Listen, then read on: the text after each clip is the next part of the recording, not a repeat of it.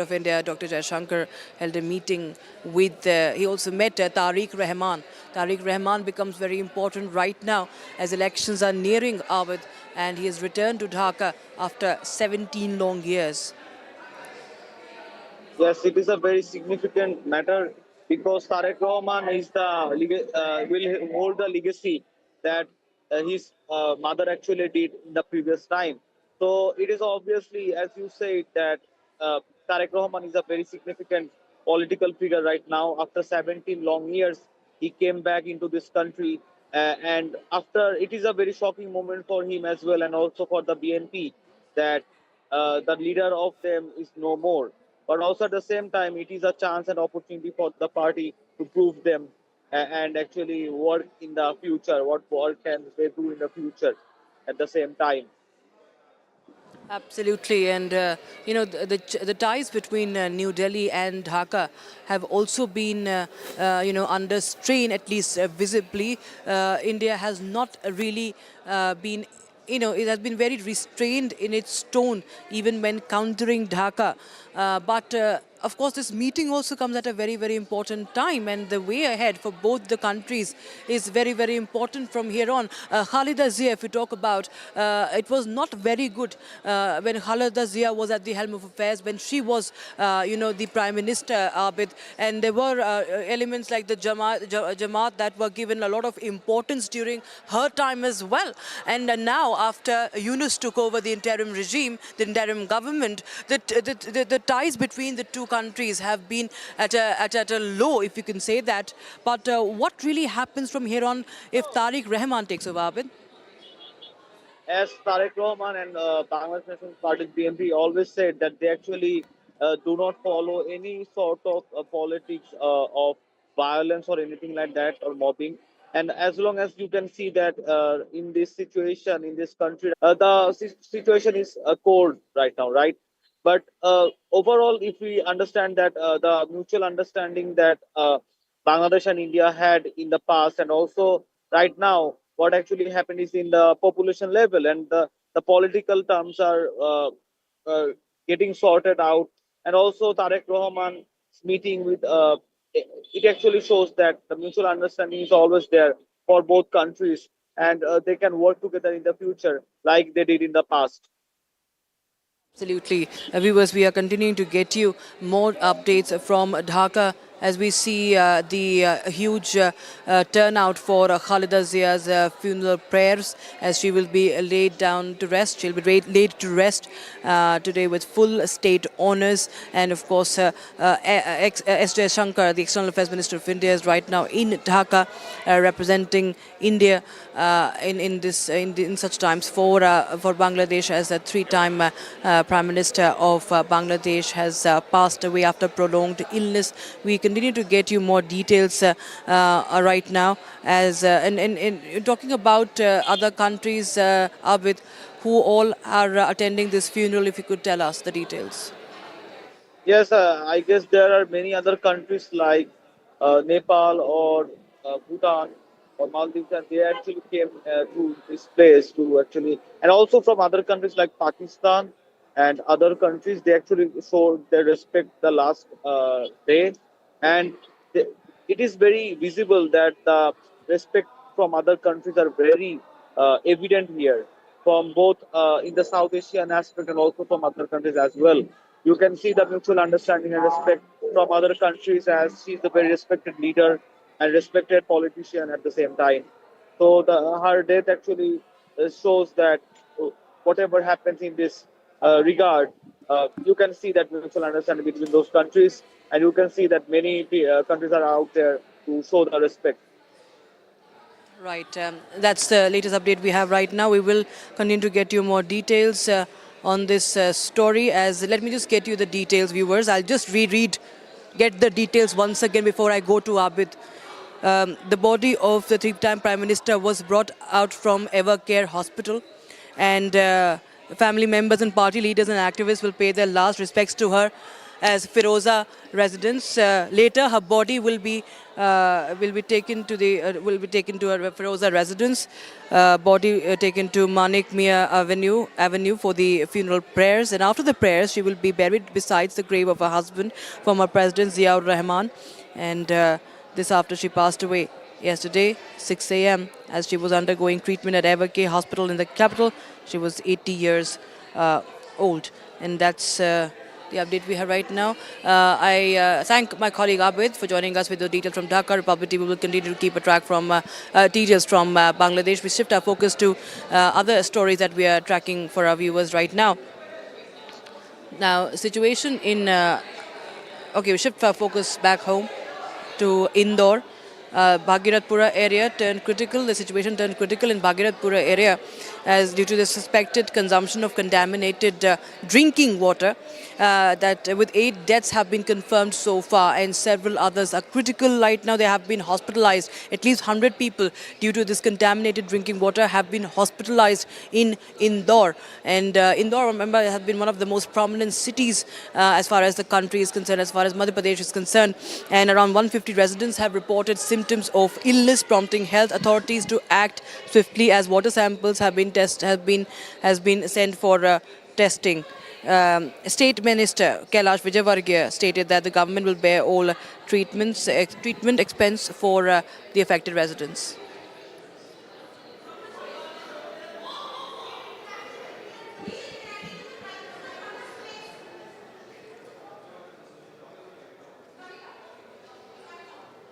पूरा एक बस्ती है जी, वहाँ के ही ज़्यादा पेशेंट हैं।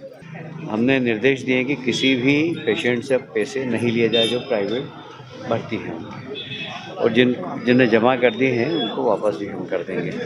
इनका पूरा खर्चा हम लोग उठाएंगे। सबसे बड़ी बात यह है कि हो क्यों रहा है जी, इसके लिए पानी के सैंपल लिए हैं, पानी की जांच हो रही है, और हम लोगों से आग्रह करेंगे कि अभी भागीरथपुर के लोग पानी बॉईल करके, हम क्लोरीन की गोली भी बंटवा दी है, उसमें बॉईल करें, एक क्लोरीन की गोली डालें, उसके बाद उस पानी का उपयोग करें।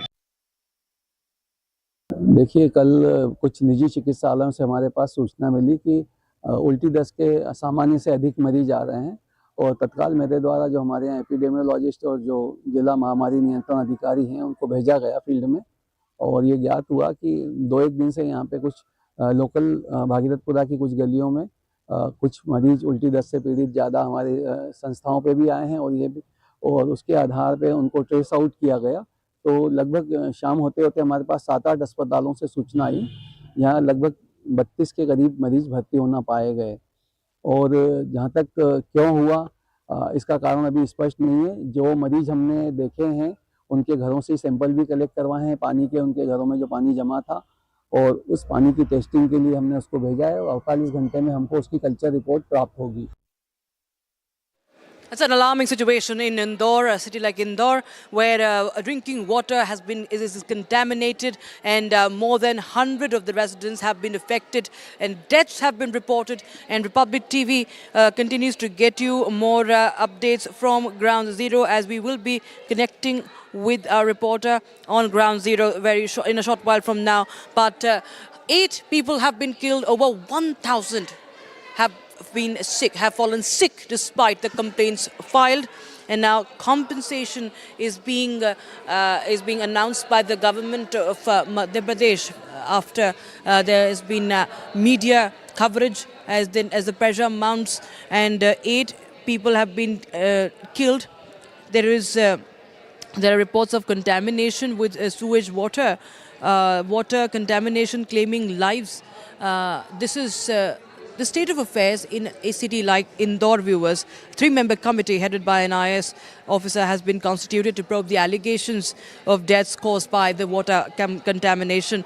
That's the update we have right now, as we continue to get you more details. This is a municipal pipeline water in Indore. At least two of the civic body officials have been suspended. Water sample test reports awaited. Indore mayor points out that at first glance it appeared that drainage water might have gotten mixed with drinking water supply lines that contaminated the water.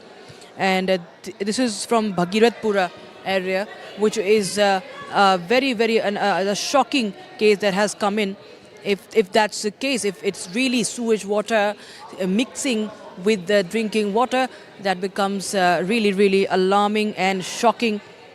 And this has led to the death of at least 8 people, and more than 100 have been hospitalized. More than 100 have been hospitalized. This is the state of affairs. They have consumed contaminated water. The outbreak began after residents reported unusual taste and smell in the municipal water that was supplied on the 25th of December. It has raised serious concerns about the safety of drinking water in the city. Meanwhile, let's take a quick look at some other stories making news from across the country. Viewers, this is Bharat in a minute.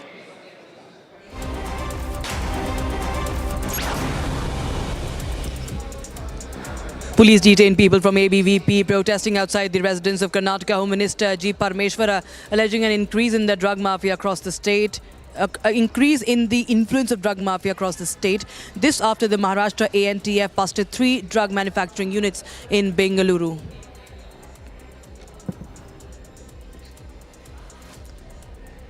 Defence Minister Rajnath Singh and Uttar Pradesh Chief Minister Yogi Adityanath offered prayers to Ram Lala inside the Ram Janmabhoomi temple today, as this is the occasion of Pratishtha Dwadashi and the second anniversary as per the Hindu calendar of Ram Lala Pran Pratishtha.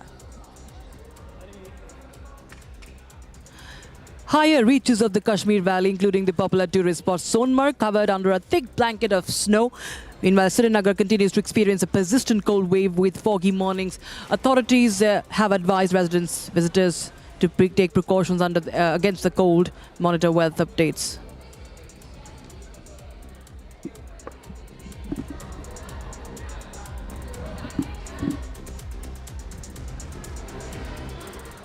Now, it's the second day of the live fire exercise near Taiwan by the Chinese People's Liberation Army, the PLA. And China began this live fire exercise, which they call Justice Mission 2025. They have deployed various warships and fighter jets to test out their sea-air coordination. Here's more on that. China's People's Liberation Army conducted a second-day large-scale military drills around the region of Taiwan on Tuesday. Beijing referred to the military exercises as Justice Mission 2025, during which the armed forces will utilize various combat equipment across the region to test their ability in sea-air coordination and blockade operations. Flights were cancelled in Taiwan and fishermen proceeded with caution as the PLA carried out their military drills. Fishermen in Taiwan were urged by the authorities to return to the port and avoid going to the waters as the PLA performs their drills. 特别昨天开始就每个小时广播，透过夜电台广播告诉渔民的演习区域，请这些渔民不要靠近，以免发生危险，或是尽快回航躲避。 The Chinese also deployed several fighter jets from Taiwan's Air Force as part of the military drills. Taiwan Civil Aviation Administration was notified that 7 temporary danger zones had been established, affecting both international and domestic air travelers. Amid the Chinese military drills, China's top diplomat slammed the United States for selling the military products to Taiwan. Chinese Foreign Minister Wang Yi, the most senior Chinese official to comment on the sale so far, blasted the Taiwan Independence Forces in a comprehensive speech reviewing China's foreign relations. 台湾问题是中国的内政，是中国核心利益中的核心。针对台独势力的不断挑衅，以及美国大规模对台售武，我们当然要坚决反对，有力反制。今年是台湾回归祖国80周年，实现祖国完全统一，是在依法维护国家的主权和领土完整，是我们必须完成的历史使命。 The military drill is also being seen as a rebuke to Japan, where Japanese Prime Minister Takaichi stated that Japan would intervene with its military if China takes action against Taiwan. Taiwan's defense ministry stated that it had detected 130 aircraft around the island between 6 a.m. on Monday and 6 a.m. on Tuesday as part of its ongoing monitoring regional security.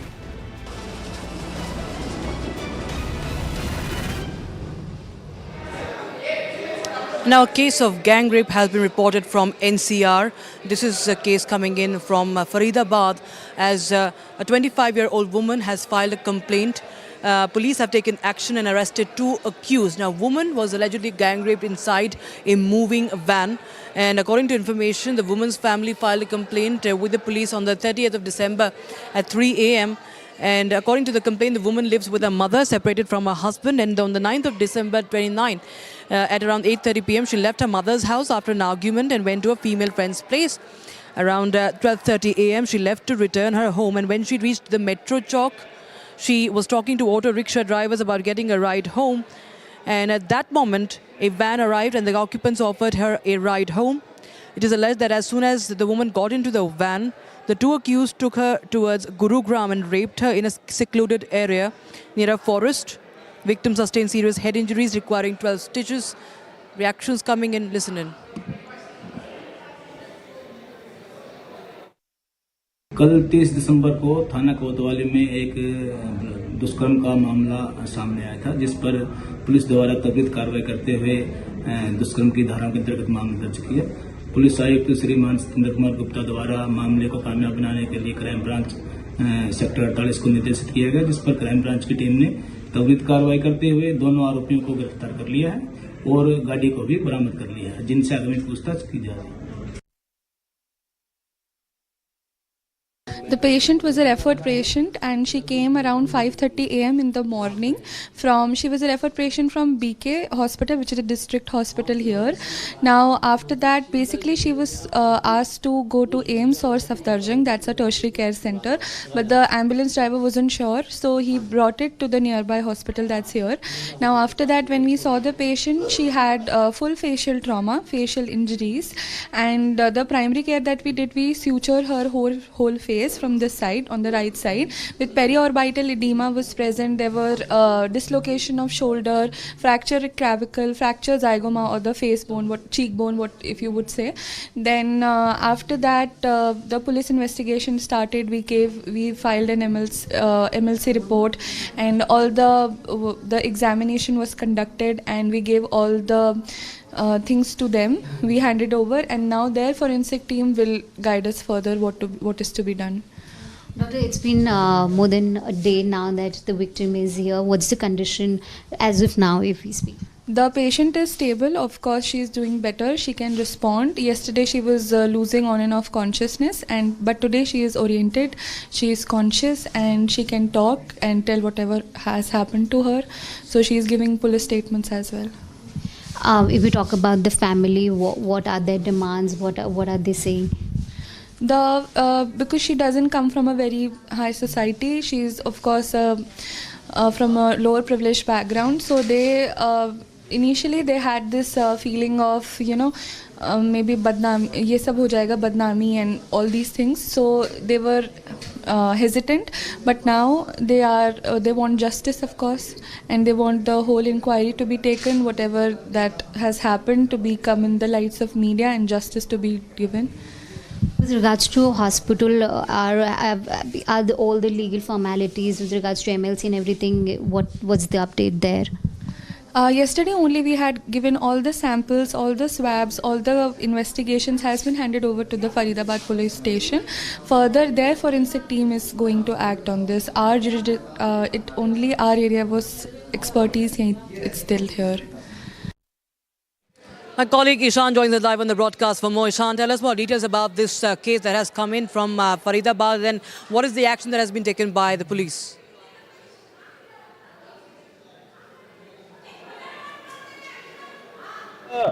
Victim was picked up in the white van that we saw earlier. 2 men inside the van thereafter assaulted her during the movement from this location, and then the vehicle was diverted.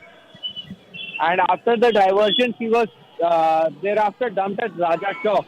Now, both of the accused have been arrested by the Faridabad police due to the CCTV footage being available, and they have tracked both of them and both of them arrested. One of the is from Uttar Pradesh, the other one is from Madhya Pradesh, and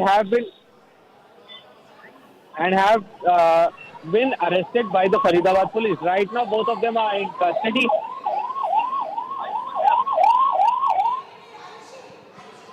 Right. Thank you so much, Ishan, for joining us with those details coming in on that story. Viewers will keep a track of the reactions coming in.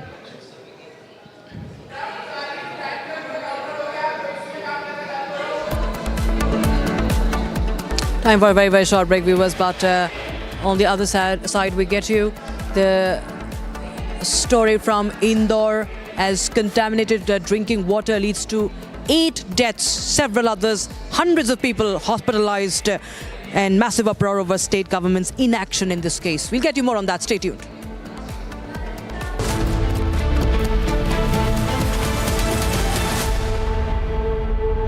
ये है secret recipe MDH का जीरा SIP जल जीरा मसाला। SIP SIP जीरा SIP MDH का जल जीरा सिप MDH का जल जीरा SIP.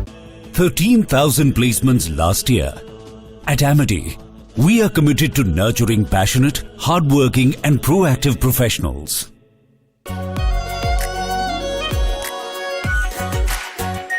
Our pure Shahi Paneer Masala. Delicious, healthy, every day.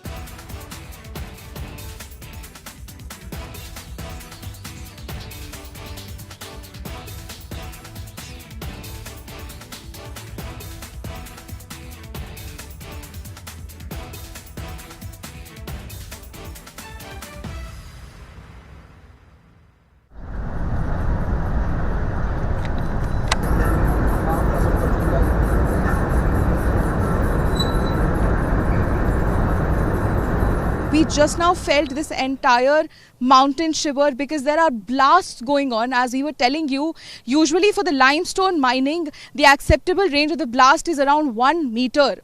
And that won't be so harsh that we could feel this entire mountain, feel shake.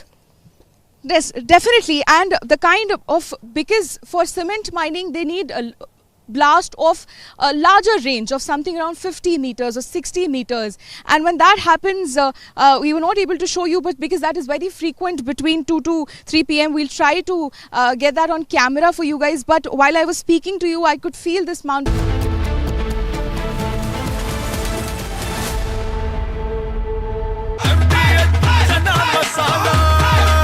अब छोलिया हो या लोबिया, सफेद चने या काले चने, सब कुछ मजेदार बने।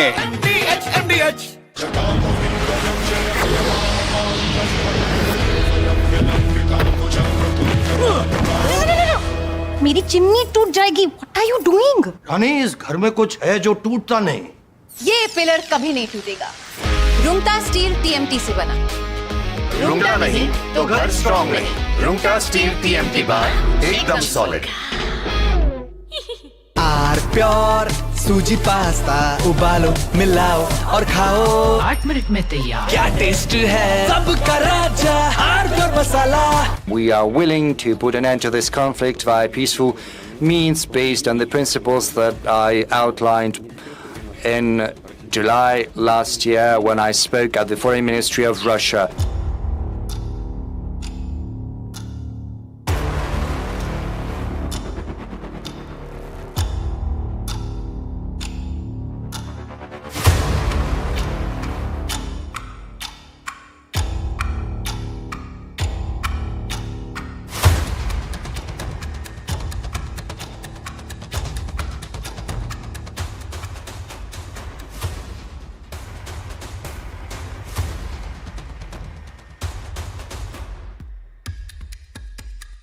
Putin squarely blamed Kyiv for the failure of peace negotiations, accusing Ukraine's leadership of refusing dialogue.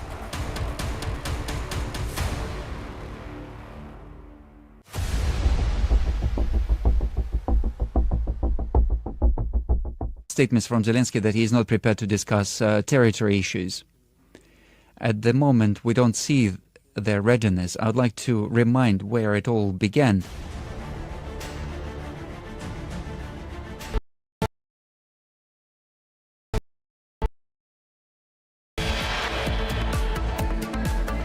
Suspected contaminated water kills at least 8 in Indore. Over 1,000 affected. Probe underway. Hundreds report symptoms over 1 week. Massive uproar over state government inaction in the case. Dr. Jaishankar meets Khaleda Zia's son Tariq Rahman in Dhaka as thousands pay last respect to the former Prime Minister of Bangladesh. 25-year-old allegedly gang raped and thrown out of moving van in Faridabad. 2 accused in custody. Taiwan Air Force scrambles jets on second day of China's military drills as Beijing responds to the drills.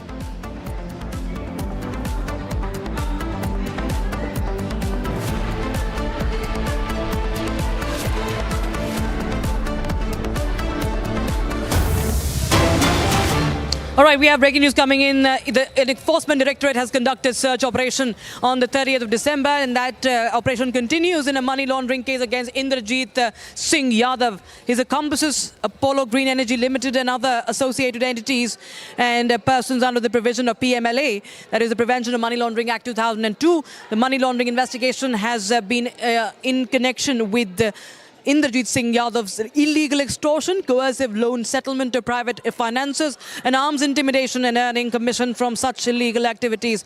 And that's the update we have right now. You can see the recoveries that have been made, pictures of the cash that has been recovered and the jewelry that has been recovered by the Enforcement Directorate in this case linked to Indrajit Singh Yadav and his accomplices. And the search operation continues. The action continues.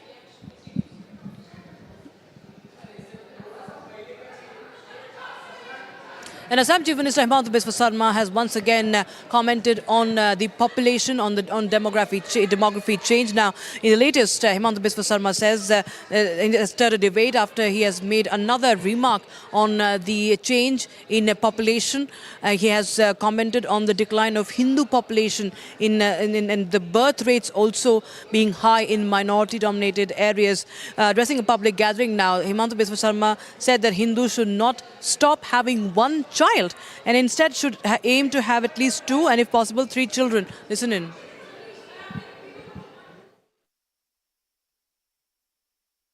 ইয়াত যেটো তেওঁলোকৰ সন্তান জন্ম দিয়াৰ হাৰটো বেছি আমাৰ হিন্দু মানুহৰ মাজত সন্তান জন্ম দিয়াৰ হাৰটো কমি কমি গৈ আছে গতিকে পাৰ্থক্যটো আছে সেইকাৰণে আমি সকলো হিন্দু মানুহক কওঁ যে আপোনালোকে এজন সন্তানত নাথাকিব অন্ততঃ 2জন জন্ম দিব লাগে গতিকে যোনে পাৰে 3জনো জন্ম দিব লাগে মুছলিম মানুহক আমি কওঁ যে 8টা 7টা নিদিব কম কৰিব হিন্দুক আমি কওঁ যে অলপ বেছিকৈ সন্তান কৰক নহলে ঘৰখন চাবৰ কাৰণে কোনো নোহোৱা হ'ব এৰিয়াত যেটো তেওঁলোকৰ সন্তান জন্ম দিয়াৰ হাৰটো বেছি আমাৰ হিন্দু মানুহৰ মাজত সন্তান জন্ম দিয়াৰ হাৰটো কমি কমি গৈ আছে গতিকে পাৰ্থক্যটো আছে সেইকাৰণে আমি সকলো হিন্দু মানুহক কওঁ যে আপোনালোকে এজন সন্তানত নাথাকিব অন্ততঃ 2জন জন্ম দিব লাগে গতিকে যোনে পাৰে 3জনো জন্ম দিব লাগে মুছলিম মানুহক আমি কওঁ যে 8টা 7টা নিদিব কম কৰিব হিন্দুক আমি কওঁ যে অলপ বেছিকৈ সন্তান কৰক নহলে ঘৰখন চাবৰ কাৰণে কোনো নোহোৱা হ'ব And viewers, we continue to get you the story from Indore's Bhagirathpura area, where contaminated water has led to 8 deaths and hundreds of people have been hospitalized. Now, this is a case of contaminated drinking water by the municipality, and there's massive uproar over the inaction of the government, the state government of Madhya Pradesh. Now, what we know is that there is a probe that's now going on. State government has finally taken stock of the situation, as it is an alarming situation with 100 people being hospitalized after consuming this water, and all this within a week. Hundreds hospitalized within a week. And around 150 residents have reported symptoms of illness, prompting health authorities to act swiftly. Water samples being taken for testing, and we have, in fact, my colleague Bharat joining us live on the broadcast for more. Bharat, tell us more. What are you picking up? क्या कुछ हालात सामने आए? क्या कुछ action लिया गया है? ये पानी में क्या हुआ था? ये क्यों कंटेमिनेट हुआ? इसके बारे में कुछ जानकारी सामने आई है?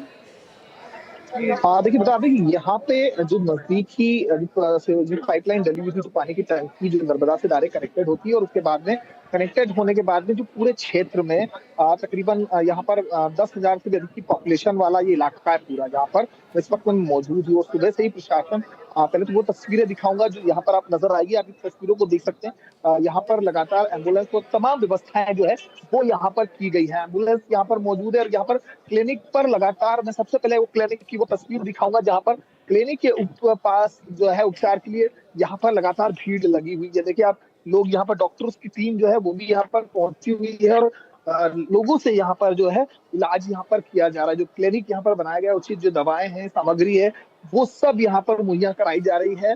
साथ ही जो गंभीर पेशेंट है उनके लिए एम्बुलेंस सुविधा के साथ साथ यहाँ से तकरीबन नजदीकी जितने हॉस्पिटल है वहां पर भर्ती करा जाए। अरविंदो हो, चाहे Verma nursing home, robot nursing home, DNS hospital है, सेल्वी हॉस्पिटल, ऐसे 10 हॉस्पिटलों को चिन्हित किया गया है, जिसमें यहाँ पर मौजूदा सभी जो डॉक्टर्स की टीम है उन्हें यहाँ पर रखा गया है। सुबह से ही प्रशासनिक अमला यहाँ पर मौजूद है, और जिला प्रशासन के जो लोग हैं वो भी यहाँ पर नजर आ रहे हैं। एक तस्वीर में यहाँ पर दिखाऊंगा कि सुबह से ही यहाँ पर जो आला अधिकारी वो भी यहाँ पर मौजूद है।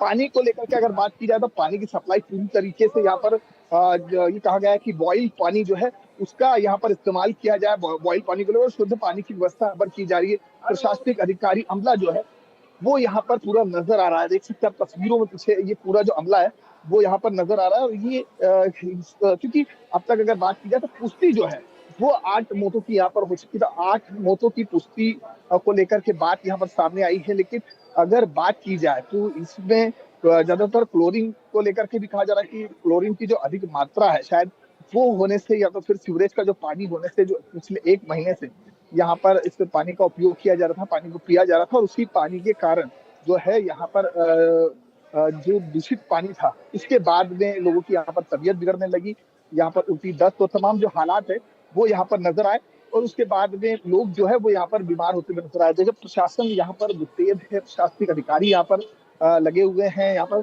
तमाम चीजों की जानकारी है वो भी दी जा रही है। कुछ लोगों से हम बात भी कर सकते हैं यहाँ पर कि क्या कुछ हुआ था, उसको लेकर के भी बात करेंगे कि क्या हालात है और क्या अभी तक यहाँ पर व्यवस्था की गई। देखिए हॉस्पिटल की तस्वीर भी हम लगातार दिखा रहे हैं कि हॉस्पिटल्स की जो तस्वीरें हैं वो भी साफ नजर आ रही है। लेकिन सबसे बड़ा सवाल क्योंकि इस जहाँ पे जो पूरी पाइपलाइन थी पानी की, उससे बदलने के लिए टेंडर जारी किया गया था, लेकिन पिछले 6 महीनों से इस टेंडर को किसी भी तरह से काम शुरू नहीं किया गया था। तो एक लेट तस्वीर टेंडर का मामला सामने आ रहा है। हालांकि 3 अधिकारियों को अब तक निलंबित किया गया है। मुख्यमंत्री भी कुछ देर बाद यहाँ पर जो है घायल मरीजों का जायजा लेने पहुंचेंगे। घायल जो यहाँ पर जो मरीज थे, जो बीमार हुए हैं, उनसे जो है उनके हालातों की जानकारी यहाँ पर लेने आएंगे, उनके परिजनों से बातचीत की जाएगी अधिकारियों की। लेकिन एक कोर कमेटी की बैठक जो है वो यहाँ पर की गई है। बैठक कोर कमेटी की जो टीम यहाँ पर एक महत्वपूर्ण जांच रिपोर्ट प्रस्तुत करेगी। 7 दिनों के भीतर यहाँ पर जांच रिपोर्ट जो है वो प्रस्तुत करना है,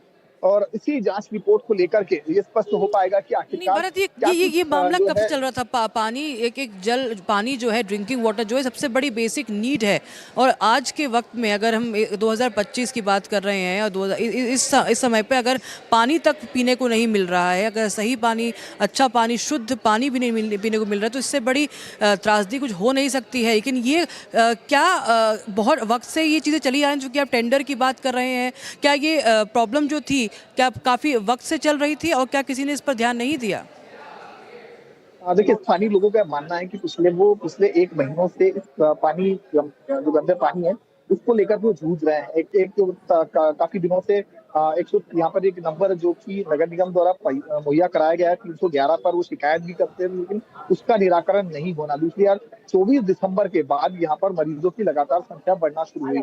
पहले 25 से 30 मरीज बढ़े, फिर उसके बाद ये सिलसिला बढ़ता गया, और 30 दिसंबर अगर हम बात की जाए तो कल तक तकरीबन 1200 से अधिक मरीज जो है वो सामने निकल के आए हैं। और इसमें सभी को अगर बात की जाए तो जिस तरह की उल्टी, दस्त और तमाम जो तकलीफें थी वो सामने निकल के आई थी। नजदीकी हॉस्पिटल में भर्ती कराया गया। तो क्योंकि 6 महीने पहले एक टेंडर का प्रस्ताव पारित होना कि इस पाइपलाइन को पूरा बदला जाएगा, और ये जो पूरी विधानसभा है, पूरी विधानसभा की बात की जाए तो मंत्री कैलाश विजयवर्गीय की इस विधानसभा से आते हैं, और उन्हीं की ये विधानसभा है।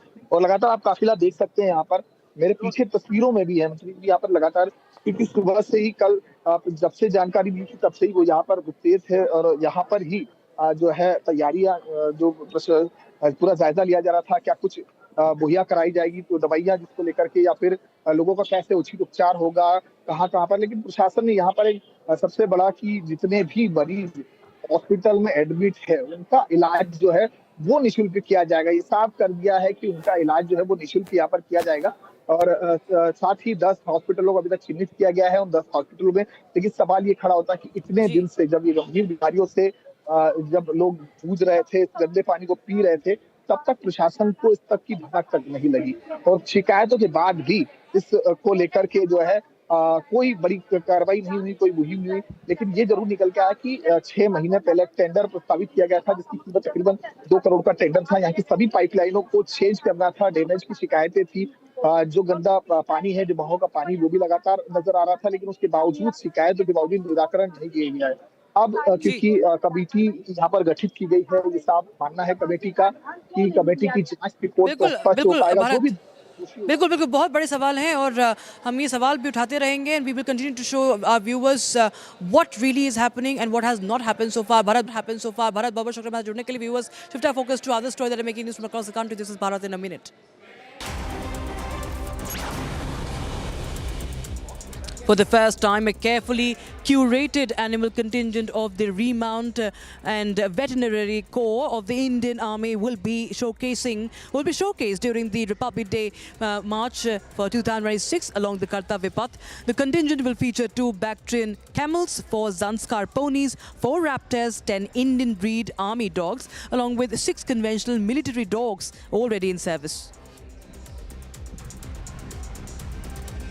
Prime Minister Narendra Modi congratulated Indian chess grandmaster Arjun Erigasi for securing the bronze medal in the International Chess Federation World Blitz Championships in Doha. Prime Minister hailed the 22-year-old for winning the bronze medal at the World Blitz Chess Championship. Prime Minister also said that his skills and achievements will inspire Indian youth.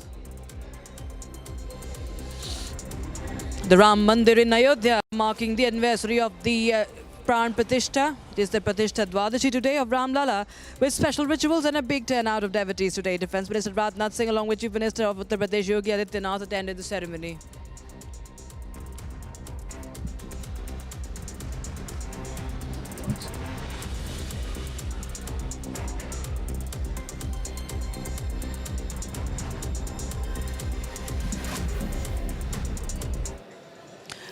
US Republic TV continues to raise a voice for the nation, for the people of the country. One such case has been that of the Unnao rape 2017, and Republic TV's relentless coverage and raising the right questions also saw the impact. The Supreme Court has stayed the order that suspended the life sentence of Kuldeep Singh Sengar, who was the rape convict in this case. But now what has begun is what we see, victim shaming that has happened now. We see many comments that are being made to shame the victim, to intimidate the victim so as to suppress her voice. We have this more information on what we are trying to tell you here in this report. Tonight on The Nation's Sharpest Opinion, I'm back to talk to you about the case of a politician then from the BJP called Kuldeep Singh Sengar, ex-BJP, who raped a 15-year-old girl. 50-year-old politician raped a 15-year-old girl, strong man, politician, connected to everyone. The victim fights and fought and continues to fight for justice. But there is a whole system out there. There's a whole system which includes politicians, unfortunately sections of the media, which are directly or indirectly supporting the rapist. Ladies and gentlemen, before I debate opinions, let me confront memory. Let me remind you, before people shaming the victim of the Unnao rape case, I would like to condemn the media networks, the news networks, the news organizations that are giving an open platform to those who are shaming the victim. These are the media who need to be called out. You need to ask this media, why are you supporting a rapist? Why are you supporting a convicted rapist and a convicted murderer? There are people who give me lectures on journalism. I would like to ask those people who call others names, what kind of media do we have in this country which is openly supporting a rapist and a murderer? A person who at the age of 50 raped a 15-year-old girl, was defiant, killed her father, killed 2 of her aunts, and continues to fight her. But the amazing thing is, the victim in this case fights harder, and we're with the victim. I condemn the media. I condemn those media who are standing with the rapist. Ladies and gentlemen, why are they doing that? To make some political parties happy. That's the problem with this media. Always looking up to satisfy and make political parties happy. Those people who are trying to shame the victim of Kuldeep Singh Sengar are doing so on the sole premise that you have forgotten. And I need to ensure that you don't forget. Look at these visuals. This is the way in India today, a rape victim is dragged, targeted, dragged. She doesn't have a place to protest on a cold December night. She fights, she's kicking and screaming and saying, I want justice. The police, so threatened, targets her and removes her. I would have liked the police to stop saluting the person they call Mananiya Vidhayak, Kuldeep Singh Sengar, ex-BJP in this case.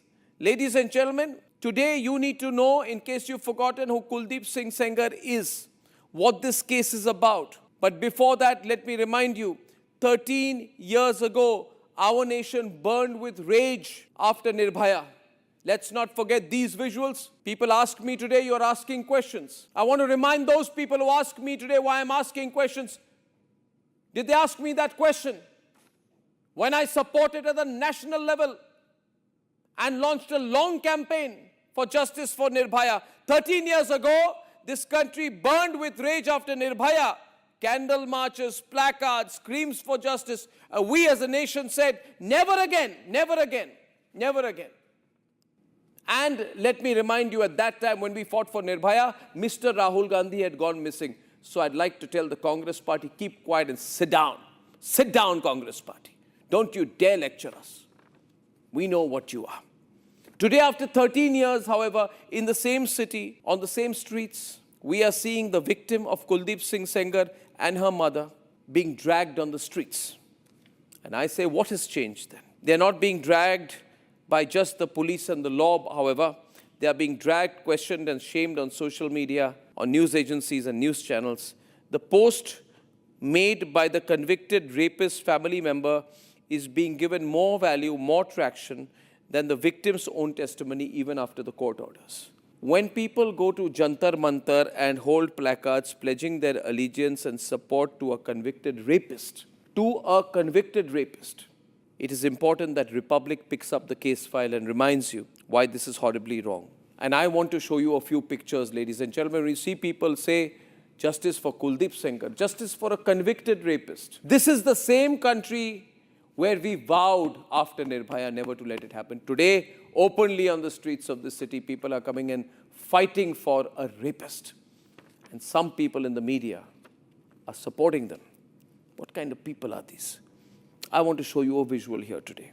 This is a visual of a crushed car on a highway. The car is the car in which the rape victim, her lawyer and two aunts were traveling to meet the victim's uncle who had been put in jail on cases filed by Sengar and his men. Ladies and gentlemen, a truck hit the car 11 times with a clear and murderous intention of killing the rape victim. Both her aunts died. One was a key witness in the case. I just want to say one thing as you see these visuals tonight to all of you. To all of you, remember these visuals and show these visuals to the politicians. And I want to know tonight in this country, my country, at the end of 2025, where are the netas? Where are the politicians on either side? BJP, Congress, Samajwadi Party, where are they? Do they think the people of this country will forget? Now, I want to tell you, if there's any gentleman from Gen Z, Gen Alpha or Gen Z particularly watching this, you may have been too young when this happened, but you are aware now. I want you to see this visual and I will simply tell you what happened. A 15-year-old girl, she was Gen Z too, but she was raped by a 50-year-old politician. 50-year-old politician raped a 15-year-old girl. When she fought, he killed her father. He filed cases against her family members. When she went to court to file a counter case, in this car, he tried to kill her. He sent someone to kill her, hit her car 11 times. Two of her aunts died on the spot. It's a miracle she survived. But it's a greater miracle and a fantastic miracle that even today she is fighting. Ladies and gentlemen, we speak for justice for this and justice for that, but now why are entire political parties quiet today? Ladies and gentlemen, while there was an attempt to kill the victim and 3 of her family members, her father and 2 aunts were killed, this man, this convicted rapist, who is now getting support from some sections of the media, this shameless Sengar, continued to live like a king. Look at his smile out there. This is after he was convicted. He was smiling. And the politicians were calling him Mananiya Vidhayak, Mananiya Vidhayak. Look at the respect that he was given after being convicted as a rapist. High-ranking officers were bowing down to him. Look at the picture of that policeman doing namaste to him. Ladies and gentlemen, now again look at the truck that hit the car. Emboldened by the support of the political system, he's tried to kill the victim. The truck that tried to kill her had a blackened number plate, which was a clear murder attempt. Now look at these visuals on the screen, ladies and gentlemen. Her father's body, the victim's father's body, lying lifeless in police custody on 9th April 2018. Post-mortem showed external injuries, multiple. So you have a victim who's being dragged. I want to run the pictures on 2 sides of the screen. The victim being dragged on the streets by the police today after having fought in such a way, a fight that cost her even her father's life. And I am asking today, where is the justice in this country? Where is the justice? Where are the people who say, we stand for you? Where are the netas who say, vote for us? The father died, the victim is fighting. Where are the big leaders and where are their tweets? Who is where today? Why is everybody looking the other way? Why is everybody pretending this has not happened? Do the politicians have any shame?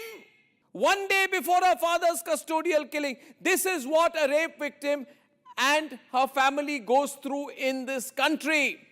I want to ask all the political parties who promised big things after Nirbhaya, where is their conscience and where is their spine and where is their effort? One day before her father's custodial killing, the survivors attempted self-immolation. Now I rewind further. The Allahabad High Court, seeing all this injustice, took suo motu cognizance of media reports and her father's custody deaths and directed the CBI to arrest Sengar within 14 days.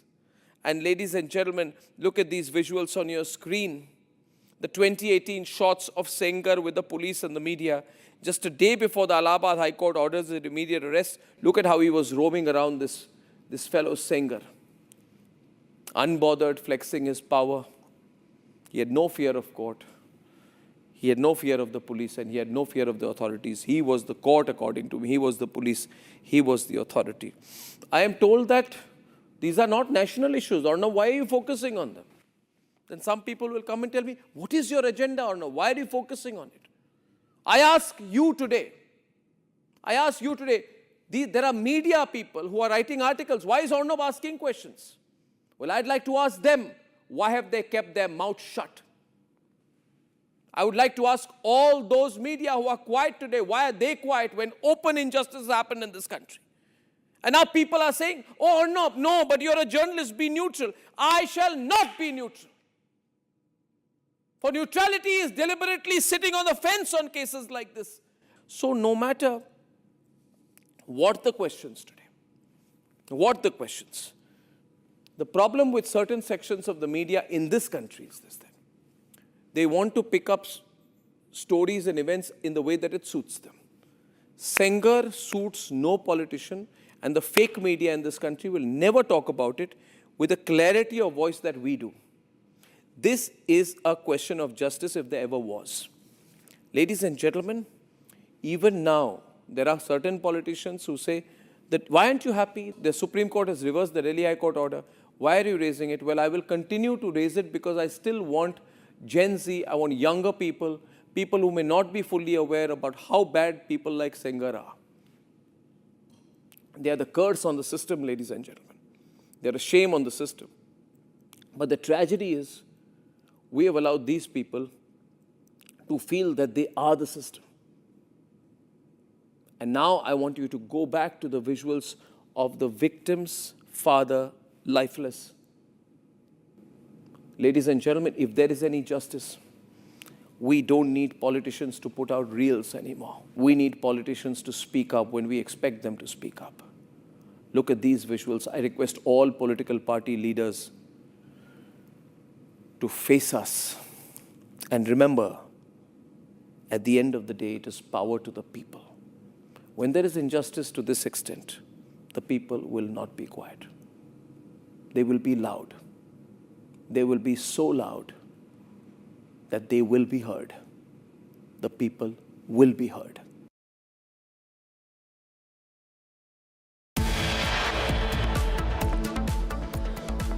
On the other side of the short break, we get you the case from Faridabad of the 25-year-old allegedly gang raped in a moving van and thrown out of the car. 2 accused in custody.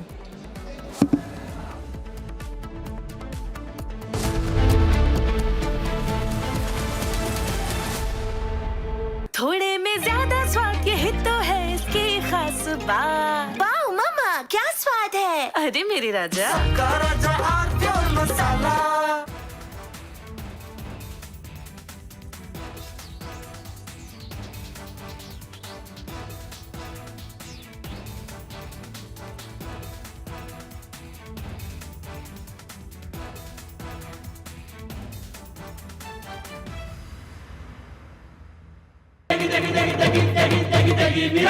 MDH की देगी मिर्च, देगी मिर्च का तड़का, अंग अंग फड़का। MDH की देगी मिर्च।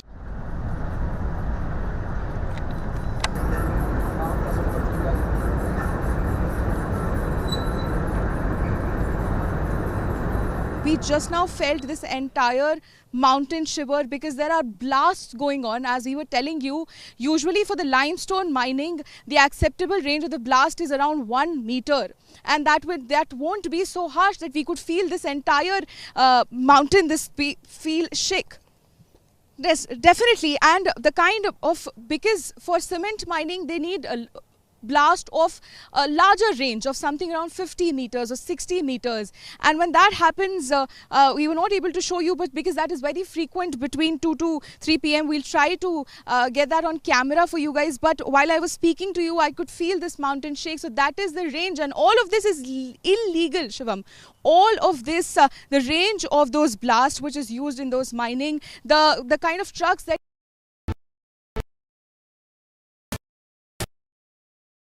MDH की हल्दी मिर्ची धनिया करे कमाल, ये रंग दे, ये खुशबू दे, ये तीखा, ये कम पड़े, क्या निराला MDH मसाला। केसरिया से मन जोगी हुआ रे, दिल झूमे देखो मतवारा हुआ रे, केसरिया से मन जोगी हुआ। हर पल मनाओ केसरी त्योहार। विमल, बोलो जुबान Kesari. Our pure Shahi Paneer Masala. Delicious, healthy, every day. We are willing to put an end to this conflict via peaceful means based on the principles that I outlined in July last year when I spoke at the Foreign Ministry of Russia.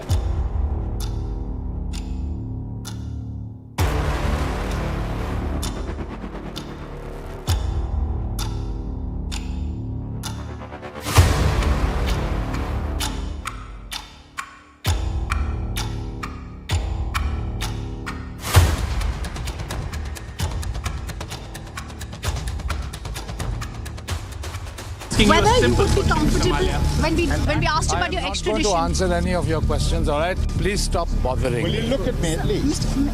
Thank you very much, sir. Of course. Mr. Malia, we just asked you a simple question. Please, you're polite to ask. Mr. Malia, I'm polite as well. I'm sorry, you are terribly impolite. Mr. Malia, all we're asking right now is questions which you're not comfortable with answering. So probably that's what's bothering you. Because all I'm asking is, yes. Mr. Malia, barrack number 12, jail conditions are ready according to Team India. Is that not fine according to the jail conditions? That's one of the main defense witnesses' statements. That's all, impolite. Mr. Malia, is this are the questions bothering you? You certainly are. Mr. Malia, why are the questions bothering you when I'm not getting a single answer? Just answer one question, sir.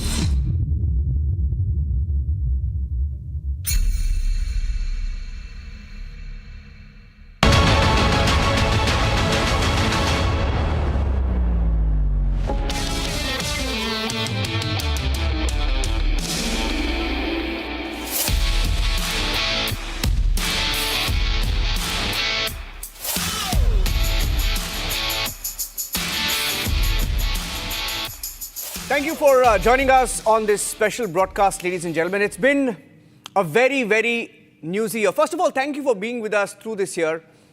This is a first. This format is a first. I have with us Shravan to my left, Arnab, our editor-in-chief to the right, Abhishek Kapoor, our senior executive editor. I have Ridhamanand Bardwaj, executive editor, legal affairs, and Aishwarya Kapoor, political affairs editor. And let me first up tell you that 2025 was a fantastic year, and this is a new format. By the way, we've had a great feedback, Arnab, for the AMA format that we did a few days back. People are saying, why don't we do it every single week? I don't know whether we can do it every week. We're not the news. We have to do the news. But today what we will do is, over the next couple of hours, we'll look back and we'll try and relive a year that perhaps tested India's resolve. 2025 will be remembered for moments that shook the nation. At that point, I'm going to stop and get a quick word from all of us here. For me personally, Arnab, I'll start with you, was one of the most newsiest years that we have seen in a newsroom. Absolutely. I mean, what happened between the 22nd of April and the 10th of May will never be forgotten in history.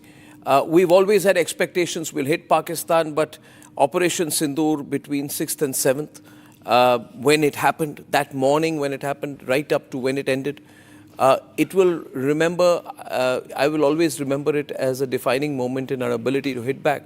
Besides which, every year has news moments. Every year has this news moment. This year had more downs than ups, if I may say, for us as a country. That's how I would look back at 25. Shravan?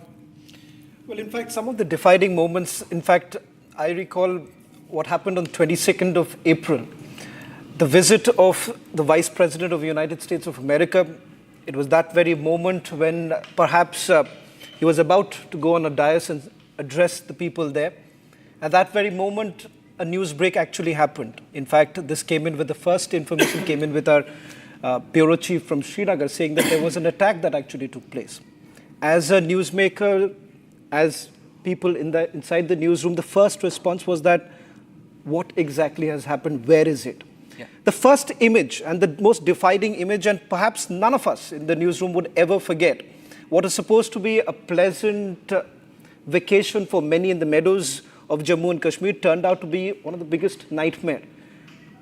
Pakistani-backed terrorists entering Jammu and Kashmir around 3 o'clock in the afternoon. Yeah. And the bloodbath that took place, a massacre that took place, Pakistani-backed terrorists who had carried this out. Yeah. And interestingly, just about a week before, I would say failed marshal, not field marshal, failed marshal Asif Munir had already threatened. So we knew there was something that was coming. Yeah. And that, I think so, is the biggest moment which changed perhaps the way we look at things right now. Yeah. It has changed our doctrine. It has changed the way we carry forward. Should we start with Pahalgam then? Absolutely. Okay. So, let's, now that Shravan is, led us into Pahalgam, do you want to lead us into that moment when you were in the newsroom? I think I was all of us were in the newsroom that day, but we didn't know the extent of it. If you want to lead into that clip, what you saw that moment, start with that. I want to start by describing where exactly it happened, because every time a terrorist attack actually happens in Jammu and Kashmir, these are areas that we are well versed with, especially those of us who have been there in Jammu and Kashmir, Niranjan. There are some areas we would have perhaps even understood that these are the areas because these are the areas where the infiltration takes place. But this time, something was different. What was different? The fact that it was the meadows that was actually taken.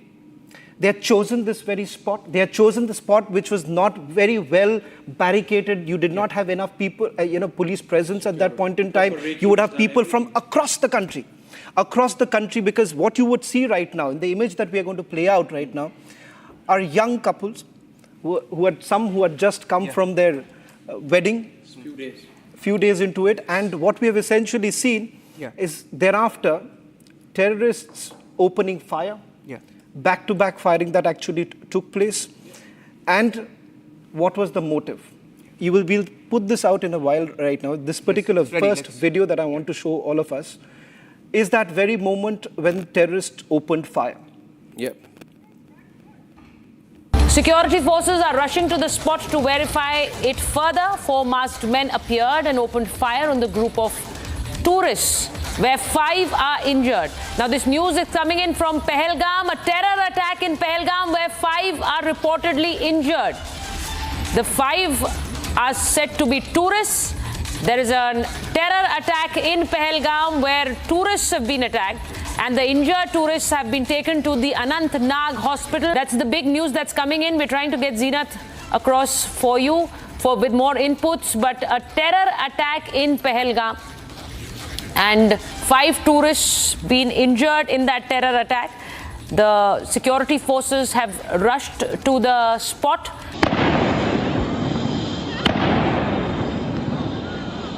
A terrorist attack has taken place. 5 people have been injured, tourists have been injured, and 4 masked terrorists appeared and opened fire on the group of tourists. These are the live visuals. You can see the forces and the police there conducting the operation. The area has been cordoned off. यहाँ पर थी, क्या बोलते भेलपुरी खा रही थी, मेरा पति साइड में था, एक इंसान है, उसने उसको गोली मार दी। यहाँ पे उसने बोला कि शायद मुस्लिम नहीं है, उसने उसको गोली मार दी। नहीं, आप टेंशन मत लो, अब बेटा आप यहाँ पे रहो, हम साथ में। मैडम, ये जो वहीद साहब है प्रेसिडेंट, आप टेंशन मत लो। मेरे पति का बच्चा लो। हम बचा देगा, कोई बात नहीं, बेहतर करेंगे फोन। अरे नहीं, हम लोग फौज हैं, हम लोग बैठो, हम लोग फौज हैं, बैठो। मेरे बच्चे को अरे हम लोग फौजी हैं, कुछ नहीं करेंगे। आपकी सेफ्टी के लिए आए हैं, आपकी सेफ्टी के लिए आए हैं, बैठो, आपकी सेफ्टी के लिए आए हैं। हम इंडियन आर्मी हैं, बैठो। ये इंडियन आर्मी, आप लोग कहाँ से आए हो? कहाँ से आए आप लोग? आपके बच्चे कुछ नहीं करेंगे, थोड़ा बताइए। हुआ पति आए हैं, बैठो, आपकी सेफ्टी के लिए आए हैं। हम इंडियन आर्मी हैं, बैठो। ये इंडियन आर्मी, आप लोग कहाँ से आए हो? कहाँ से आए? Started with just news of an attack that evening. In fact, the story came in. All of us were here in the newsroom. Arnab, even you were there. And Arnab also kept asking us. He kept coming to the newsroom. I still remember that day. He said, "There's been an attack. What's the status? What do we know?" And that number just kept increasing. Arnab, you were tracking that story. What do you think was happening in those hours between the attack and finally when we broke that story? Well, I mean, I just want to make 3 points when I look back on 2025, Niranjan. And I want people to see these visuals and I'll talk over it. The first fact is, I go back to 2008. I remember getting the first call from a journalist saying there was a gang war going on in Taj and in Trident, and something told me there can't be a gang war in 2 places at the same time. But we had let our guard down in 2008. And the first point I want to make is, we let our guard down in Pahalgam, before Pahalgam. We were beginning to feel as a nation. We used to say, don't trust the Gopkar gang. You cannot trust, anyone but the Indian army. You cannot leave it to your J&K police. You've got to be on your guard. You cannot loosen things as far as the responsibilities and powers of the security force are concerned. But the problem has been that we've had this feeling that everything's okay. We're getting back to normal. We've had an election. Things are fine. We've told the world we had an election and things are over. It wasn't. So the first point is, I think we let our guard down. Pahalgam woke us up. What a terrible awakening, I say this year. Second thing is that Hindus were killed. You see, 2008 were indiscriminate firing by Kasav and group. Everyone was killed, attacked. And so there was a feeling that this was a sort of the victims were plural. Here, the victims were targeted for being non-Muslim. Largely Hindus, told to read the Kalma, shook the lobby up, the pseudos up. They began to realize they wanted to, then they started creating narratives, but Kashmiris helped. Where was the help? Where was the real help? For all these people terrified today, we must remember there was no help. There was no real local help in a big way. The third point is that there was I wish we had that clip where someone told me on the phone, I asked her, I think it was it Himanshi Narwal or Shubham Dwivedi who told me that, I think it was Manjunath. No, Manjunath's wife. Yes. Manjunath's wife who told me that what did the terrorists, they said, Jao Modi ko batao. Jao Modi ko batao. So it was a clear message to Prime Minister Narendra Modi. That, in my view, made the government react in the way that it did. Because the government has begun to realize that the government is also under public scrutiny. And now I feel we need to constantly keep hitting the Pakistanis instead of feeling, and the Red Fort attack reminded us again this year. 3 points. Our guard was down, Hindus were targeted, and a message was sent to the Prime Minister of India almost as a dare from the ISI establishment. Abhishek, what came to my mind. I remember the exact moment in the newsroom, Arnab, you were there, and Vice President J.D. Vance was in India, and his speech was playing in Jaipur. And everyone was on it. And then, typically as it happens, we are in the newsroom, off and on, every other day, some encounter or the other is happening in Jammu and Kashmir. And when this trickle of information came in that another incident has happened, we were still trying to gather exactly what's the scale, and then suddenly we realized, oh my God, this is bigger, and somebody says in call, maybe it's actually more, it's maybe 20, it's 30, somebody said it's 40. And then it was a very tense situation in the newsroom, that this is next level. This is a planned attack. And then I remember I was thinking, just 4 or 5 days back, we had Asim Munir talking about how Giving that speech. He made a speech addressing the Pakistani, non-resident Pakistanis, where he effectively threw the dare and in a way gave that, a green signal perhaps to let this attack be carried out. I think now things fall in place.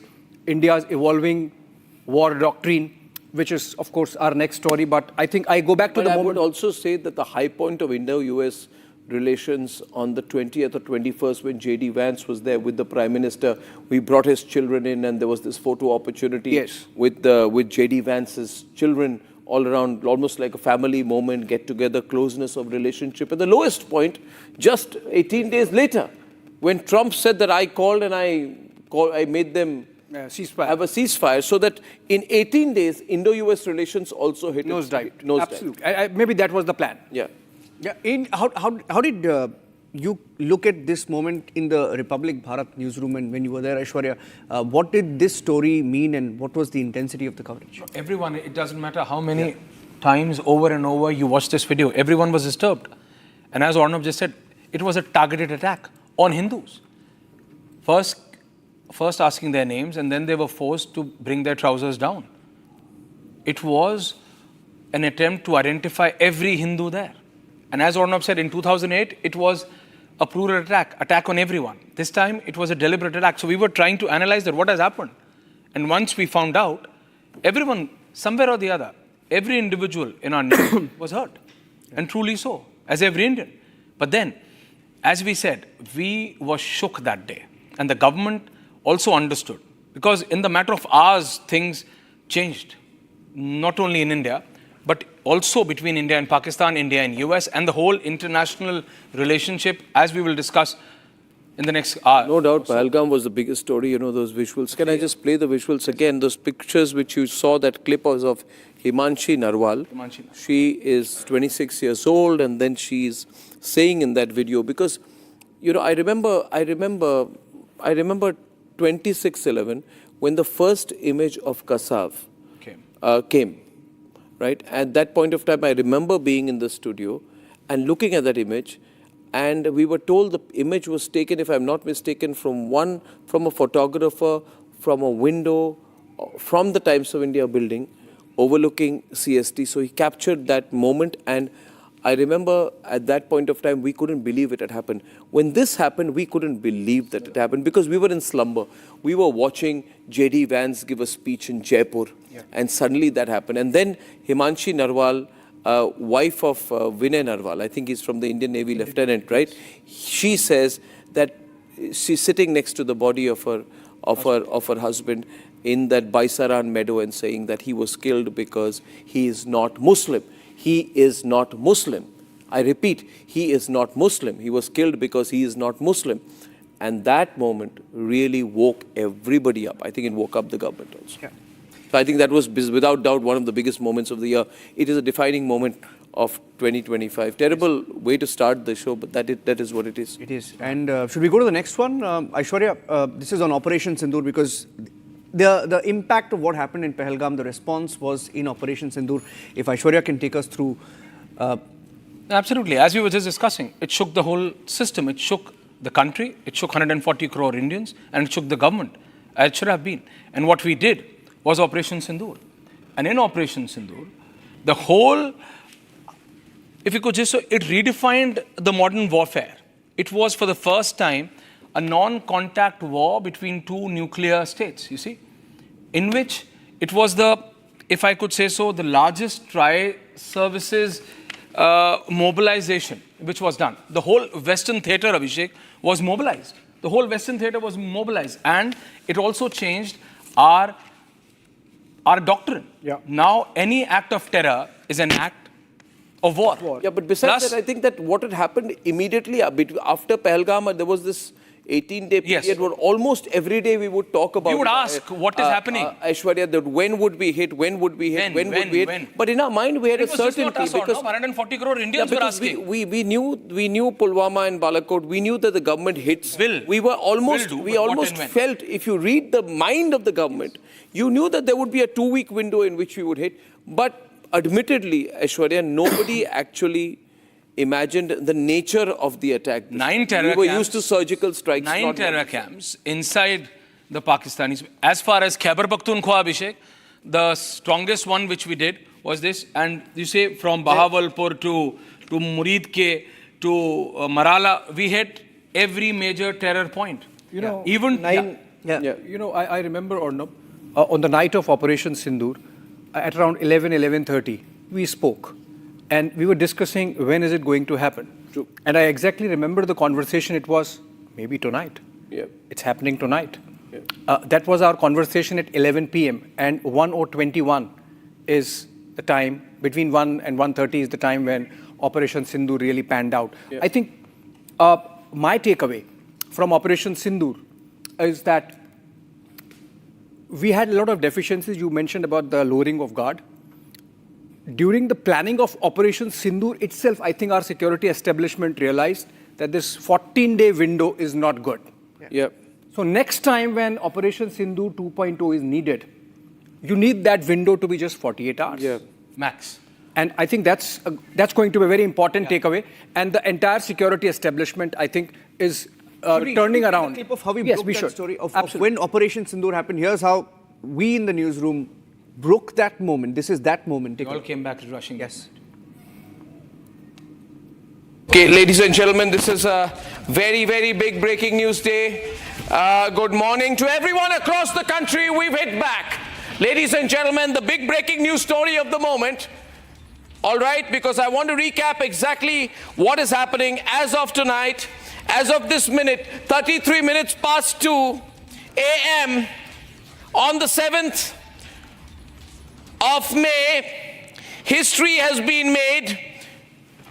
This is a very direct and straightforward attack by the Indian Army we are reporting tonight. Ladies and gentlemen, Pakistan has been hit. Muzaffarabad has been hit.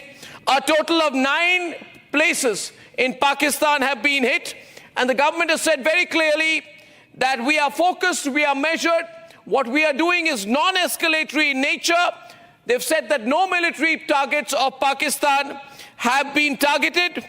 They've also said that we have demonstrated considerable restraint, and we have demonstrated considerable restraint in the selection of the targets and the method of execution.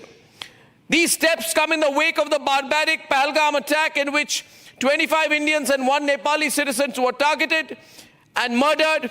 We are living up to the commitment that those responsible for this attack will be held accountable. And there was going to be a very detailed Very detailed briefing on Operation Sindur later today. This is the PR that I got from the Ministry of Defense. I have fantastic panel waking up with me this morning. I remember that moment. Can I make a point before I hand it over to you folks? The fact is that even when that grainy footage came from Pakistani social media, and we remember that first grainy footage there, can we show it while I speak? And that footage, if I'm not mistaken, was about these clips of fireballs. There were fireballs all over, lighting up the skies near Bahawalpur, and which is a Jammu Jaish-e-Mohammed madrasa sort of, right? And there were satellite grabs which came for the first time of smoking craters in Muzaffarabad. ANI started feeding some pictures much later. The ANI visuals came much later. Yes, first were the social media visuals. Correct. Now, in today's day and age of false information, disinformation, counter information, we did not know whether we can take that at face value. And I remember being in the studio here, coming down from the newsroom, walking into the studio and asking, have you got an official confirmation? Have you got Abhishek, Aishwarya? Have you heard? Shawan, remember, I kept saying, why is the government not confirming this? We did get the confirmation in the morning. Yeah, but we got it. No, we got a confirmation later. Yeah. You told me, and I got a confirmation on my WhatsApp, but in today's day and age, you can't even trust unless you get it from a verified source. Yeah. So there was this 20-minute gap, viewers, when you had the footage, the Pakistanis were saying we've been bombed. Yeah. But the Indian government hadn't confirmed it yet because it was going through our information machinery. And imagine that situation out there. But I think there was just too much information about these craters. I remember there was a bit of a communication fiasco for sure. No, not communication fiasco. The Foreign Secretary's press conference happened at 8 o'clock in the morning. In the morning. I mean, you had the hits at around 1:05 to 1:30. You had channels like Republic going full on live by 2 o'clock. You had a WhatsApp confirmation that we have hit around 3:30. Yeah. 3:30. The official press conference happened only at 8 o'clock. So 8 o'clock in the morning. So I think there was this gap. I just wanted to make this point. For me, being in the newsroom when there is an information flow gap requires us to, really tread on thin ice. Absolutely. On a lighter note, Arnab, that night we were here till late. I remember we left office at around 11:30 and we were at home. I still remember I had just shut my eye and I got a rude jolt from my wife who told me that we have struck Pakistan, we need to run back to office. And by the time I'd entered the car, a little after 1 o'clock. So the first call actually I got was a former Pakistani guy saying that something has happened. Yeah. The worst part was this, that I had to actually call up someone in the army saying that the information is coming from Pakistan. Interestingly, this time also, across the border. There is a point here that they essentially wanted to make. The point was that jo bhi hoga, khulkar hoga. Let people watch it. Said that. And they made it very clear. Yes. So at 1:20, a little after 1:20 is when I got the first set of confirmation coming in. And in fact, we had got a list of places, about 7. A detailing of came in. Later on, it was 9. 9 terrorist camps. Rare moment. Was very clear. Yeah. The idea was absolutely clear that is bar sab kuch khulkar hoga. They will provide the evidence, not us. Rare moment. Aishwarya was the only one in the newsroom that day. He was the only one in the newsroom that day. He broke the story. He broke the story. But what I'm saying is, when it happened like never before. Yeah. It changed our doctrine. It changed the how modern warfare is done. We saw not only Pakistan, we saw Pakistan getting help from Turkey, from China, whatnot, and we still took them on and heads on, Abhishek. And as you were just saying, we hit them as far as Khyber Pakhtunkhwa. We had actually placed our reporters all across Kashmir by then. Yeah. I remember that. By then we had around 8 to 9 we have the clip, I don't know. 12 hours we had. There is this clip which I have of Rakshita. Rakshita was in Srinagar. She was watching it from her window and she WhatsApped me. I remember, I think I still have that WhatsApp. She said, I have got a sequence. I think it is of either drones flying or I think she was seeing UAVs, but she was also hearing sounds. She was not clear what it was, but she knew something was happening. This was around the time that Omar Abdullah had also started parallel live streaming. Yeah, something is happening, something. Yeah. So, can we play Rakshita's clip, please? Let's do that. I think we can see an explosion. We hear an explosion. Jets hovering. We're right now in Srinagar, and we saw We can actually smell some smoke, and the sky at one part became red. There was an explosion, sound, very much visible. Seems there is panic across the border. And in that entire period, I remember as a team how each one of us here, and of course all of our colleagues, worked around the clock. We spent days and nights here in the office. Rhythm, you were also here during the coverage. I think we were non-stop 24/7 for those 5 or 6 days. Even in the evenings and nights, I remember, in fact, being on air 2 a.m., Niranjan and I and Shawan, we were wondering who's going to take a break, and then one of us used to get on. Abhishek, of course, was there. And I remember the statement that Arnab was talking about. The Indian Army, 8 a.m. in the morning, had stated, today morning, Indian Armed Forces targeted air defense radars and systems at a number of locations in Pakistan. Indian response has been in the same domain with the same intensity. I then remember Rakshita, who'd actually come out there. In fact, even the visual that we were playing out, she had told us all the places that we targeted. Bhavalpur, Muridke. She'd already got it from the sources that were there in Jammu and Kashmir, clearly indicating that this was a strike on the very heart of Jaish-e-Mohammed and Lashkar. And by the time, Harsha was also, I think we have another clip because I want to relive the moments of that. There was immediately by early that day, the first day, there was a report from Harsha on a drone attack. And this is, viewers, please remember, this is unanticipated nature of footage, you know. Drones, by the way, have been around since the mid-90s for the United States. But in India, we've never seen drone warfare. This was drone warfare. Drone warfare. So this clip was very interesting. Please have a look at this. I'll show you the visuals also because continuous noises and firing could also be heard here. We'd like to show you the visuals because at first at 1:28 p.m. when we heard the heavy noises, we got to know that the first strike was initiated from the side of Mender and Balakot. These are the visuals. We are continuously hearing heavy shelling and this firing and this firing and this firing continuously. We have seen this firing from two sides. Near Mender, there's one side of the area, Surankot, and the other side of the area is Degbar. And right now I'm in the middle of the Mender And this was the first time, Abhishek, when drones, because earlier to that, every time one or the odd drone, one in few months, one in 6 months, used to drop off from Pakistan, or BSF or someone shooting it down.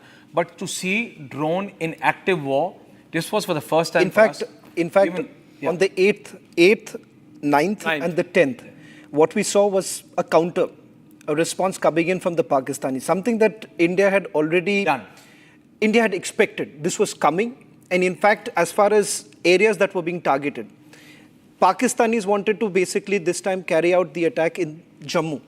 Large part of areas that were targeted were military bases. And that is exactly why, before the 10th, the call that went into our DGMO, the thing was that try and find out a way to target the military bases. Forget about military bases, even religious institutions. And in fact, Rhythm would remember this, that religious institutions that were being targeted in Jammu, that very moment Gurdwaras were being targeted. That is the level to which Abhishek and I, petulance on the part of Pakistan. But Abhishek and I can let you in at that point of time. We spoke to some very high-level sources. Of course, can't name them, but they were of the point of view that we had achieved our objectives on the 7th of May. Yes, 7th of May. 7th of May morning when we made those phone calls, they said we have achieved our objectives. It was the media, or rather certain sections of the media which were determined to go to Karachi and beyond. But it was clear to us, to you and me, without letting on absolutely everything, what can you share? Because our information that was coming in from the government, that they were very happy with the level of intelligence that they had gathered, both human intelligence, signals intelligence, and the application of that intelligence on the 7th itself. Yes. They were maybe prepared for a second round, but I didn't get a sense that the government wanted to push it much beyond that even then, because we had hit back disproportionately. Yes. Right? And the Pakistanis, of course, gave us an opportunity to hit back at them second time, also when we took down their bases and really completely debilitated their Can I ask you something? War machine, Niranjan. Can I ask you something? Yes. Is there something about Operation Sindur that has not been revealed? I feel because a lot of visuals did come in. For example, I remember in the newsroom, there was a visual from Lahore, which was never acknowledged. But there were there were a lot of aspects to Operation Sindur which were not in the public domain. Niranjan is asking you that typical podcast question to get the clickbaitish first screen. Operation Sindur, what you never knew. I can give you a. And were afraid to ask. I can give you a knick-knack. So when this operation was panning out, our entire military leadership, so to say, at an undisclosed location, was in a communication secure chamber, as it is called, where, a communication sealed war room, where they are in control of everything. They can see everything. They could map every square inch of Pakistani territory, right? Right down to the square inch, Niranjan. And they were secure in terms of their communication, right? So, Aishwarya was mentioning about the fact that Turkey helped Pakistan, China helped Pakistan, but then we were very clear what we were doing. We had real-time intelligence on the impact of our operation. And, Pakistan gave us an opportunity to take down their air bases and completely debilitate their war machine. Remember, their navy had just pulled back inside the Karachi harbor, whatever little navy they have. The Air Force was flying 300 kilometers away. And they had completely given up. Had India decided to inflict disproportionate cost or no, I believe maybe there is a conversation that maybe we should have, but we did not. I think we came very close to almost decimating for a long, long time Pakistan's ability to militarily stand on its feet again. Yeah, for example, I'll tell you one more thing. Shawan, this question is to you. People took clips of our coverage and tried to make memes saying, inhone bol diya ki Karachi ko maar diya. No, the truth is we hit Karachi. We did, of course. We did hit Karachi. One air base there, okay. We did Karachi, yeah. But, Shawan. Can I just add a little bit about what we did not know so much? Because about Operation Sindur, it was all about tech. It was all about using the finest state-of-the-art technology. But what we forget and what we do not highlight is the kind of human intelligence that we picked up this time. One of the finest military operation was possible only because Bahawalpur, the kind of destruction has actually happened. I can only reveal this much, that the DGMO's office, till the last moment, actually had the human intelligence of those who were present. So the question that was being asked the very next day, whom did we target? Who were the people who were basically eliminated? And the fact of the matter is that Lashkar-e-Toiba had taken a huge hit, so much so that even today, Saifullah Kasuri is still saying, lamenting about the fact that for years... He's done that yesterday. Yeah, he's done that. Since that question was asked, what is it about Operation Sindur that one does not know? I think that we must clearly tell viewers that between 9th and 10th, it was only optical warfare by the Pakistanis, yeah. Optical as in they were not really hitting militarily. Yeah. We saw drones coming in and our air defense artillery hit it back. So we saw these Turkish, what is called assist guard drones. Then we saw these jihad drones. We saw these loitering munitions. But the reality is that all of these drones were tiny compared to the real thing, Yeah. We had hit really hard Payload with our was BrahMos. Rahim And these are drones which carry between 4 to 5 kilograms. They are incapable beyond the point of targeting an airbase or an ammunition depot. They can create a small hole in the ground, and that also it fell far away. Or they can sort of create some panic in civilian sites. So I think Operation Sindur had achieved its objective by 7th and 8th. Yeah. And after that, Pakistan needed a face saver, so they did these nighttime drone swarms. And it made for good footage, Nighttime drone swarms, Indian air defense artillery hitting it back. But effectively, I think the war was over by then. And the defining picture of Pakistan claiming they had hit Adhampur base and the Prime Minister there, with S-400 in the backdrop. Should we move to the next story? Okay. Rhythm will take us to the Red Fort attack and what it, the year that we just passed, 2025. Big year, last 2 months especially, Rhythm. Yes. Absolutely. The Red Fort attack, very crucial also because this, after the 26/11 attack, which we had covered in 2008 and Arnab had been at the very front of covering what it meant. This was an attack, a rare terror attack at the very heart of the capital where the term white-collar jihad had now come out. This was not only attacks by people who were just coming like the Kasabs, This was attacks by the doctors and the engineers. For the very first time, the definitions in the Delhi riots case changed, and engineers and doctors became a very crucial part of what was now being defined as the suicide attack bombers by the Jaish-e-Mohammeds. In fact, the bomber in this case, identified as Umar Nabi from Kashmir, was also a doctor. Faridabad became very crucial. And 10th November 2025, Aishwarya, the deadly car bomb blast that ripped through that area near Red Fort, investigators saw it as a suicide attack initially. Later, Jaish's role came out.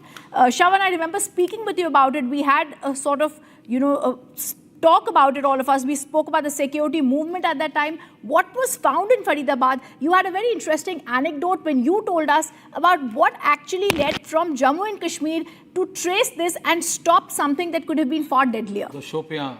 Yeah, so it wasn't something that was planned in the last 1 month or 2 months.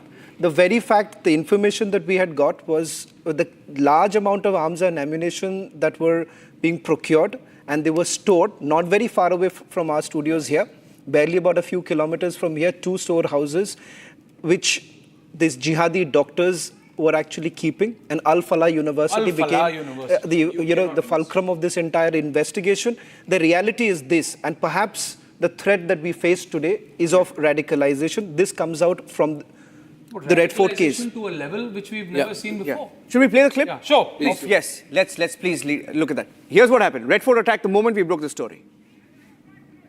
Capital, where we're given to understand that there has been some chaos. In fact, some reports coming in of some explosives. These are some reports coming in from the Red Fort area, where we're given to understand that some sounds of explosion had actually come in. Not very sure at this point in time as to what really has happened. We're trying to get more details. In fact, on your screens right now, this has happened close to the Red Fort is what we are being told. I'm trying to get in more details right now from our reporters on the ground. The first report basically came in from Red Fort. There was an explosion-like sound that was basically heard, and that's exactly what has happened right now with these reports now coming in. Call of an explosion. In fact, this was the first call that basically came in. Call of explosion in a car that was near Red Fort area is what we are being told. Red Fort Metro Station, gate number 1, after which 3 vehicles also caught fire. Fire department says that they've received a call of explosion in a car. In fact, not very sure whether at all this is with regards to a normal, perhaps a vehicle basically catching fire, but there has been a fire brigade has basically received a call in which during the call there was reports coming in that they've heard an explosion-like sound that came in from a car that was parked near the Red Fort Metro Station. This has happened near gate number 1, which is basically closer to North Delhi, where we are being told that 3 vehicles also caught fire. Fire department says that they have received a call of explosion in a car. If you're watching this tonight, ladies and gentlemen, the blasts, let me tell you, were extremely severe. It was extremely severe. We have NIA on the spot, the National Investigating Agency. SB is on the spot. You have latest reports coming in. 24 people have been injured.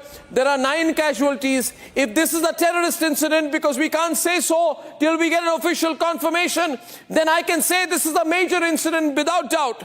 And this is happening in the backdrop of certain events, ladies and gentlemen, where there has been huge amounts of ammunition which has been found with sleeper cells of terrorist groups.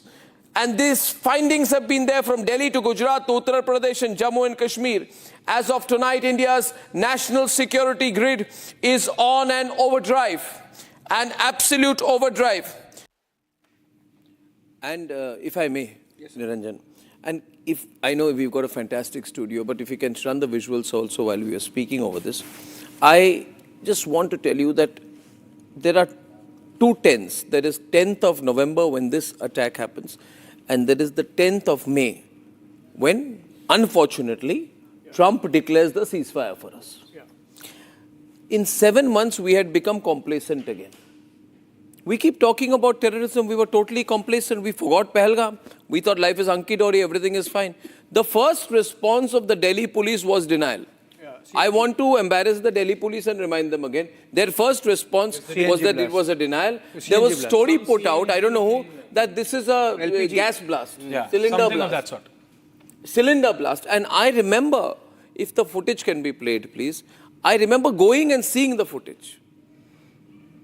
I remember because there was this moment when even Shravan, you were getting information, Niranjan was getting information. It's a cylinder blast. And I said, this doesn't seem like that. What the hell is going on? And when right? And I remember going to a corner of our newsroom, sitting in with the NLE editors, and I told the producers, can you just show me the footage, show me the footage, show me the footage.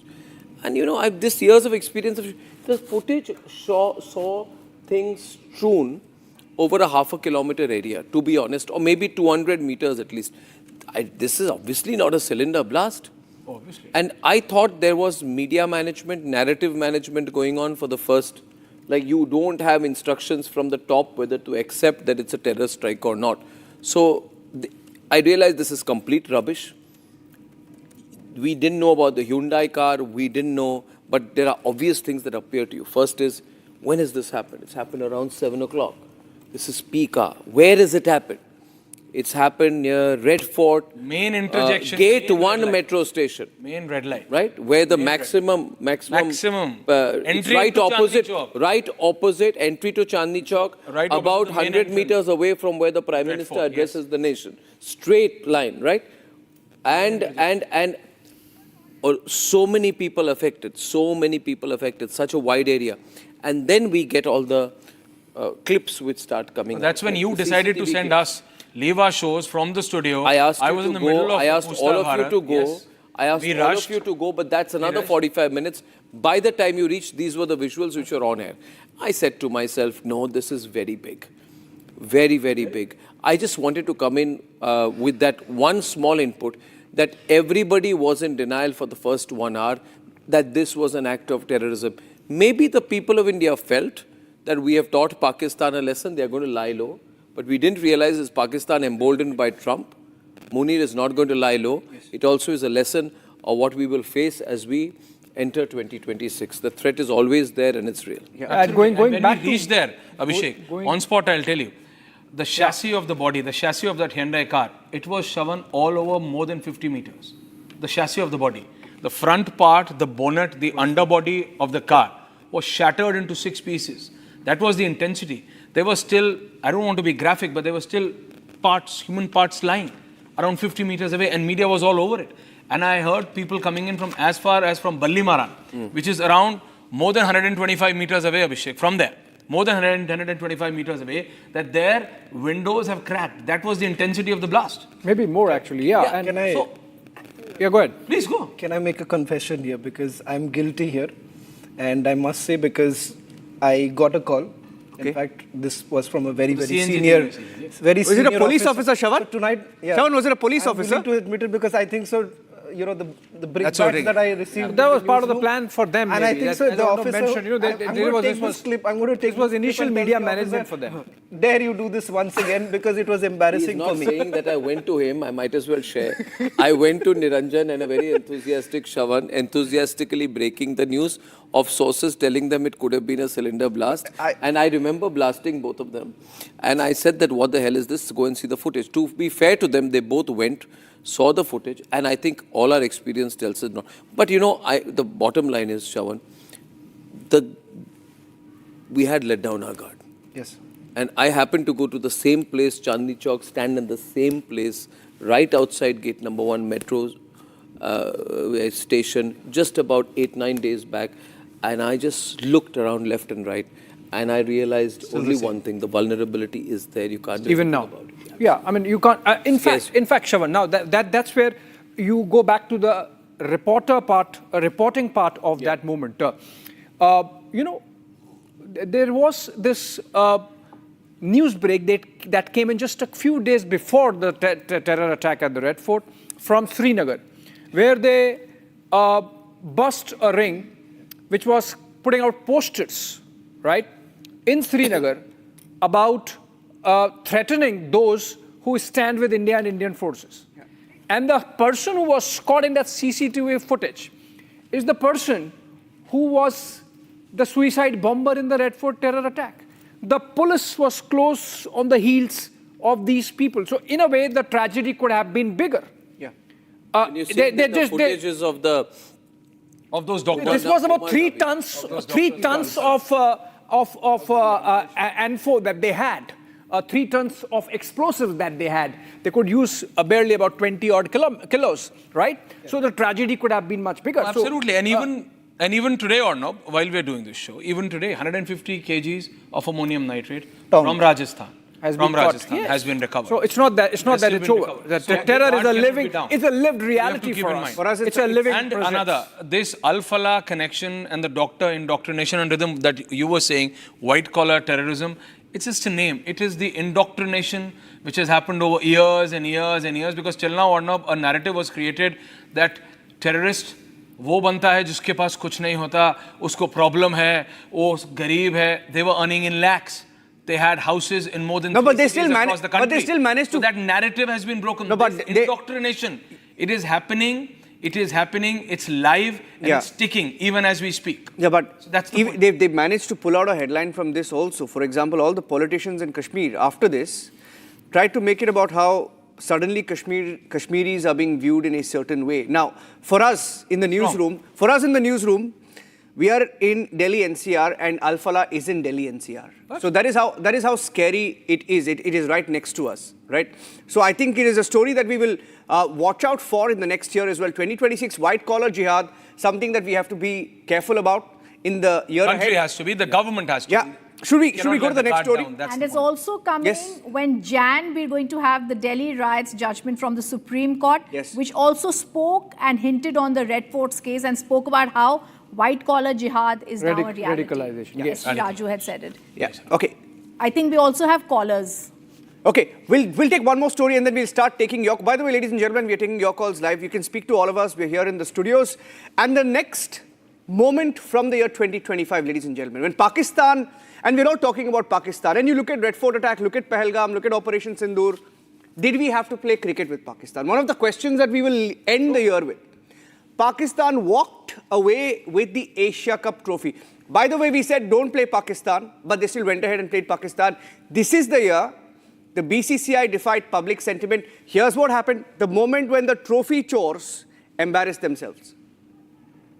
India's hard-fought Asia Cup victory, the Indian team refused to accept the trophy from ACC chief Mohsin Naqvi, who also serves as Pakistan's interior minister. In fact, Pakistan goes on to argue on the fact that this is not sportsmanship. Ladies and gentlemen, it is the militant mindset of the Pakistani cricketers which have been completely exposed. As far as India is concerned, what is important to highlight is the fact that we have stood our ground.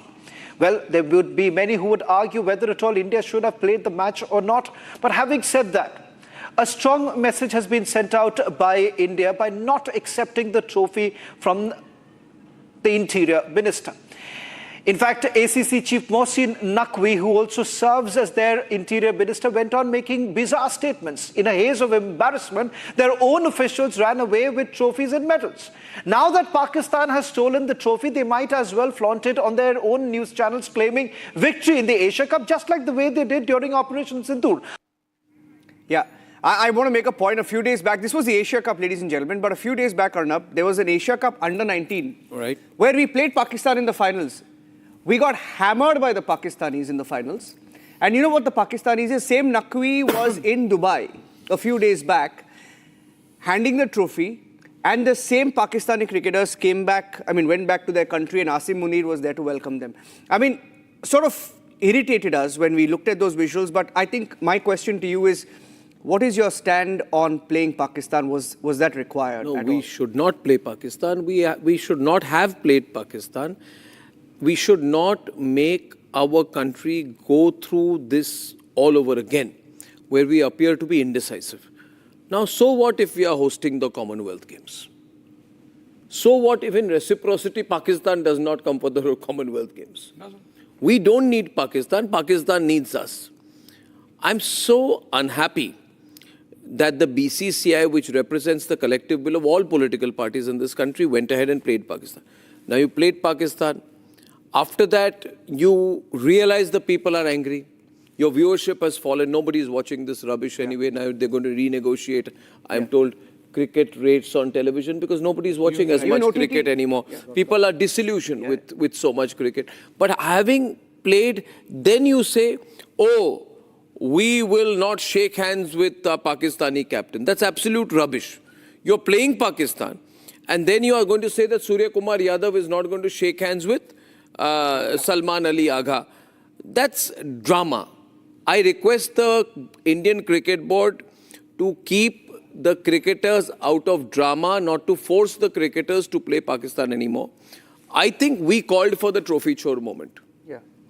We created a situation where they became trophy chore. Yeah, but by the way, this is our quota, trophy chore.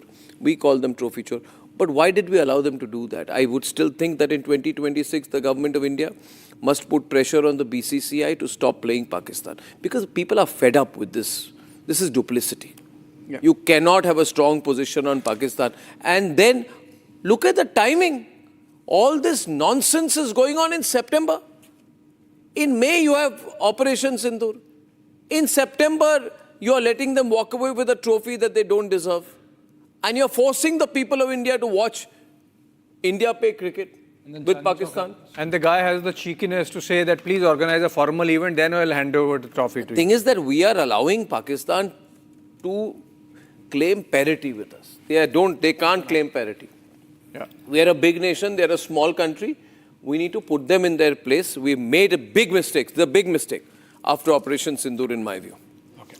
I don't think we should do it, especially with that fellow Naqvi, from Pakistan. Interior Minister, Interior Minister of Pakistan. Interior Minister. Really bad, sad moment. Let's move on. I don't even want to see the footage. Let's move on, guys. This is terrible. The next. Bad moment of the year. Abhishek, you want to lead into the Shubhanshu Shukla movement? You can. Well, absolutely, Niranjan. As that Axiom 4 rocket soared in the sky, taking Shubhanshu Shukla with him, remember, friends, it was aspirations also of 1.5 billion people soaring high. In that trajectory of the rocket were the technological ambitions of us as a nation. In the experiments that Shubhanshu Shukla and his team did at the International Space Station in the 20 days that he spent along with the team there, it was essentially India muscle building for its Gaganyaan mission. And we've got our pilot, Shubhanshu Shukla, as our second crew member exiting the spacecraft. And some big smiles, as you said. India reached a major milestone for the nation's space exploration goals. AX-4 pilot Shubhanshu Shukla became the first astronaut to fly from the country's newly established astronaut corps. His participation marks a vital step forward for ISRO's Gaganyaan program, which aims to send Indian astronauts into space aboard domestically developed spacecraft. Shukla's flight demonstrates India's readiness to execute international missions and reflects the country's broader ambitions to become a key player in the global space community. Yeah. All right. So, Niranjan, we were there in the studios. Yes. Both when he went up and when he came down. These are the pictures of when I think he came back. And then he, from there, spoke to the Prime Minister. So he improvised on Sare Jahan Se Acha Hindosta Hamara. He said it's better. And all the experiments that were done, including growing his sprouts, and many on health, how our health parameters vary over when we are in this space, in zero gravity. And then he came back, and then he's a celebrity now. But remember, as I mentioned... Sprouts? Sorry? Sprouts, is that right? Yeah, they made sprouts there in the sky, in the space station. Each of them had a... That was one of the experiments. Abhishek loves them, you know that. That was one of the experiments. Oxnuts and sprouts. Yes. So maybe it was a way to, for me also to sometime fancy going there, huh? Aishwarya? Okay. So I think what is important is that in Shubhanshu Shukla's achievement, we have a nation aspiring for technological advancement of a kind which only 4 or 5 But I have some other good news. countries have in the world. I have some good news going ahead to 2026. Shubhanshu Shukla will be on our campus, That's on our wonderful. Republic campus. We're looking forward to that. So that's one good thing that we really look forward to in the next few weeks. I think we have a guest joining us on the broadcast. Shaman, do you want to go to Air Commodore Ravish Malhotra? He's an Air Force pilot. Good afternoon, sir. Good afternoon to you. A big moment for us, and what we are looking forward to is, of course, the Gaganyaan. That's the other big mission that we've been working towards. And the message that we are sending across, it's India's space moment. Yeah, actually, this particular flight to the Shukla's flight of 18 days on the International Space Station really was a defining moment in India's space journey. I mean, that's where we are headed eventually. That we are all looking forward to our own Gaganyaan getting airborne perhaps in the coming year or at the latest maybe just after that. And I think so all of us in India are looking forward to the moment when we will have our own rocket and our own equipment, everything made in India going up into space. Correct. I think the important thing is that why I think, hi sir, this is Arnab here. Great to talk to you again. I think the big thing is not just that, you know, in your time, this was about like a solo flight, right? Space flight. This time it is part of a continuous, very fast-moving program with the first human space flight program of the country. So this was not in isolation. Therefore, it is a bit different from your time, isn't it? I mean, we know this gentleman is going to go back again. And he's going to be bringing all his experience into Gaganyaan. So this is a lead-up. Unlike the 80s. I've always been telling people that eventually India is going to be setting up some kind of an organization like what NASA has, what NASA is there in the US. Because this is not the first or the last mission that we're going up in. We have another 3-4 astronauts who are waiting, and perhaps this mission may be led by Shukla himself, or maybe Nair, one of the two of them. And there are other astronauts that we will select and keep in readiness for missions in the future. Wow, this could actually happen in 2026. So again, Happy New Year to you, sir, and to everyone watching this as I go to the break. And we have some special visuals going into the break out there. Remember, viewers, in 2026, you might have Group Captain Prashant Balakrishnan Nair, who you referred to out there, Ajit Krishnan, Angad Pratap, Shubhanshu Shukla, all our astronaut designates.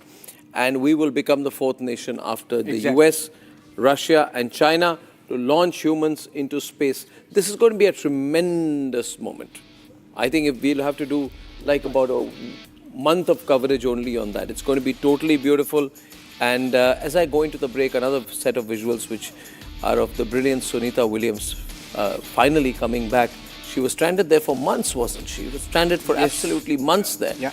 And then she came back. You know, this is absolute spirit, ladies and gentlemen, people who are showing what tenacity and focus and effort truly is. This is going to be a great year. 2026, we are continuing our roundup of the moments of the year. We'll see you after this break.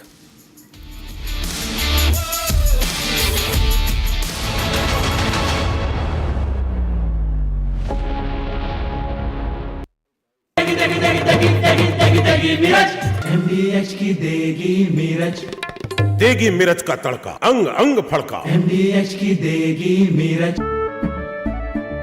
केसरिया से मन जोगी हुआ रे, दिल झूमे देखो मतवारा हुआ रे। केसरिया से मन जोगी हुआ। हर पल मनाओ केसरी त्योहार। विमल, बोलो जुबान Kesari. Are pure suji pasta उबालो मिलाओ और खाओ 8 मिनट में तैयार। क्या टेस्ट है सबका राजा आर प्योर मसाला।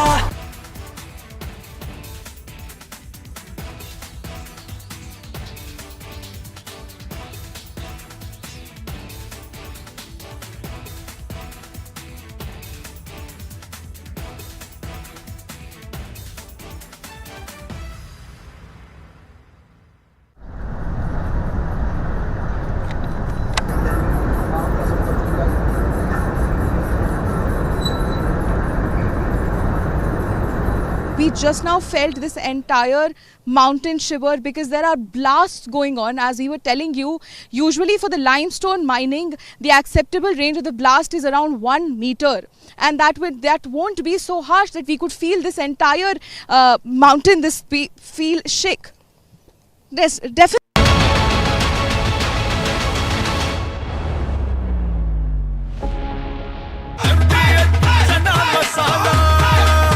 अब छोलिया हो या लोबिया, सफेद चने या काले चने, सब कुछ मजेदार बने।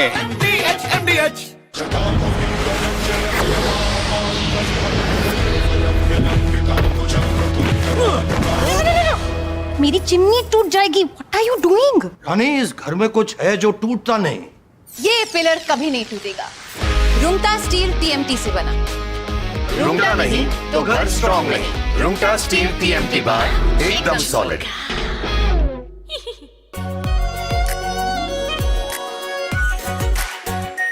Are pure shahi paneer masala, delicious, healthy, every day. We are willing to put an end to this conflict via peaceful means based on the principles that I outlined in July last year when I spoke at the Foreign Ministry of Russia.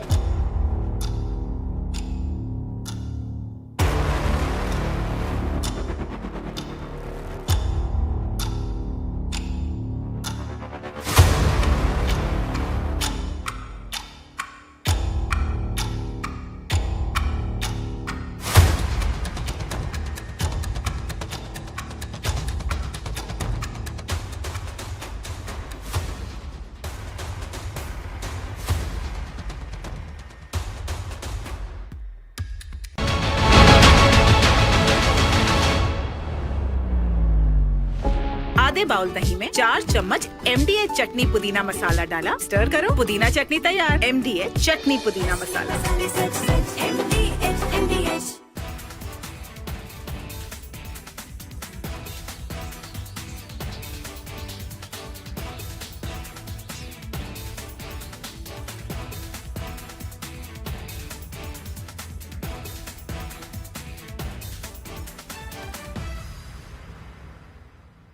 थोड़े में ज्यादा स्वाद, यही तो है इसकी खास बात। वाओ मामा, क्या स्वाद है। अरे मेरे राजा, सबका राजा R pure masala.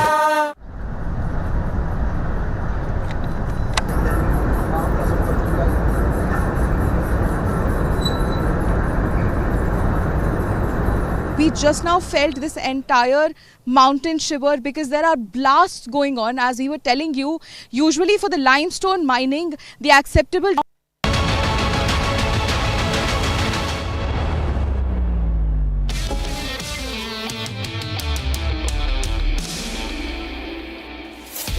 Gentlemen, this was also the year when Donald Trump dominated our news cycle. Let's take you through how Donald Trump, the US president, just kept coming back into the headlines in our newsroom all of 2025. From claiming he brokered the ceasefire to strong-arming every nation out there with tariff threats. Here's Donald Trump in 2025. Coming in from a third party. It is a clear case of overstepping. Exactly. It is not the job of the President of the United States to make a claim when we haven't even agreed that this is a matter which requires his intervention. I mean, with the greatest of respect to the American President, he has no idea about the ground situation. He has no idea about what's happening here. Till a few days back, he said that this is not for him to look into. And now he's congratulating both countries trying to be a global peacemaker. And I think this is beyond him. I strongly object to the fact that the US president is saying that he has sorted out the conversation between two countries. I think President Trump does not understand the importance of difference between back channel talks or informal diplomacy or clandestine diplomacy or overt diplomacy. Somebody should think this is typical Trump overreach? This is typical Trump overreach. This is typical Trump overreach at a time when he does not have a mandate to do so. And I think it becomes incumbent right now for the government to start the press conference, which we were promised at 5:30. If this was a calibrated announcement, which I do not know anything about, then really we will hear, we will go, Republic will go by what our Prime Minister says. Republic will go by what the Foreign Secretary of India says and what the Indian forces says.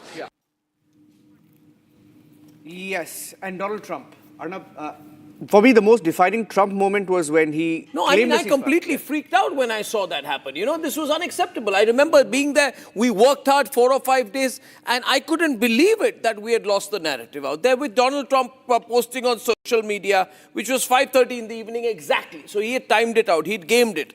It was 8 o'clock in the morning, American time. First thing he gets up in the morning, or he tells his social media team the night before, which is 5:30 in the evening, and he says, after a long night of talks, which I mediated, I am pleased to announce that I got India and Pakistan to agree to a full and immediate ceasefire. Congratulations to both the countries for using common sense and great intelligence. That was such a demeaning tweet. But guess what? He did not get the Nobel. He did not get the Nobel. He's not getting the Nobel. He may not have got the Nobel, but he made the claim. He made the claim. We fought the war. He made the claim. It was overstepping, as I said out there. And I said that time, I will go by what the Prime Minister of my country says, not what the President of the United States says. The Nobel Committee sought. You know, this was so wrong. This was so wrong out there. And after that till now, I think Trump has been sort of trying to, he said it so many times. You know, how many times has he said it? About 30 times, maybe more. About 30 times. I brokered it. It was constant and consistent out there, which is, I mean, that's why I just had to say this again. Yes. I remember going on air with you, I think. Yes, I was there. Yes, we were there together in the newsroom and when this broke. And in fact, you're right that it was timed in a manner because the Ministry of External Affairs, Foreign Secretary, was to make a statement. It was announced that he's going to make a statement. But prior to that, everyone was waiting for that to happen. Trump came in prior and then to that. Trump's tweet came in, or post came in. So I think he really played a spoil sport there. Not in terms of India-Pakistan war, but in terms of the larger India-United States relationship. He has put us back. He has put us back by at least 2 decades insofar as India-United States relationship is concerned. No, I don't believe that because, you know, with Trump, it's only where he is benefiting. You need to understand, when the man is ready to see diamonds and whatnot from a hand of the Pakistani failed general, this man is only looking out for business. No, I think and as I believe Trump is good for US, but not for the world. I think this year, Trump dominated the news cycle. I think I have another clip, if I have, on his statement on tariff wars against India. Do we have that? Does our news team have that clip? Okay, I was told that we have it, but I'd like to make a point out here that through the whole year, Trump has dominated the news because of the trade war. And I think this year was very important. Going forward to 2026, even right now, I'm not sure whether we'll be able to strike a trade deal in the first calendar quarter of 2026, or even in H1. Piyush Goyal is trying. No, we are trying, but off the record, you speak to everyone involved and they'll tell you that we can't read It's not that easy. Yeah. We can't read what is on Trump's mind. So I'm not sure whether we'll actually get the deal through or even get the 25% off the 50% off. I'm not sure whether that will happen in the first few months of 2026. I just want to say that, Okay. Speaking about Trump, Abhishek, none of his ceasefires have stuck. Before we go across to one of the claimed ceasefire where, even Netanyahu... The latest one is Thailand, Cambodia, they're back to... None of them. So before we go to that, there's a clip that Arnab was referring to, the trade war, and then we'll play that clip and then go across to the Israel-Gaza war. Yeah, very, very tough. Very, very tough. The Prime Minister just left, and he's a great friend of mine, but I said, you're a friend of mine, but you're not treating us right. They charge us 52%. You have to understand, we charge them almost nothing for years and years and decades. Abhishek. Yeah, absolutely. So I think, Arnab, you are absolutely right that Donald Trump has hogged the headlines through the year. to the detriment of the geopolitical order as it has existed since World War II. We are still counting, whether this has really benefited in any manner. He wants to take Greenland, he wants to rename places, he wants a trade deal on his own terms. But as it was said, it was clear to everyone that by September, Prime Minister Modi had made up his mind, has also started fighting back in his own way, and that is why when he went to the SCO summit, I think we sent Shawan there. Shawan should talk about it, lead into the SCO summit and what happened there. There was this whole summit plenary which was happening in Tianjin. I don't think there was much media which was allowed very close, but he was there. I think by the time he went there, and you can talk more about it, I think India had decided that it needs to weigh in strongly with Russia and China, reopen the doors, reopen trade with China. After a long period of a frozen relationship. And I'd like you to talk about that because I think it's all linked. Well, in fact, two specific images that I want to describe. One is the Prime Minister walking almost hand in hand towards President Xi during the Shanghai Cooperation Organization. This was in Tianjin. And that was perhaps the defining image, became the global headline. This was in the backdrop of the Alaska meet that has already taken place. And of course, which way are we really pivoting? Because what we saw during the SCO summit, the entire focus was how exactly will the Prime Minister really respond after meeting President Xi? This was happening post-Galwan. So there was also some sort of skepticism because a thaw in the relationship, but again, at the same time, treading cautiously there. Another interesting image was when we first received the information that President Putin and Prime Minister Modi would be coming separately. That was the first set of information that came in. A little later, we were told there was a different hotel. In fact, I had dialed Abhishek to just get a confirmation that things really changing because there was absolutely no information. Generally, you have a protocol of both the leaders. When they basically come together, they would be sticking to the agenda.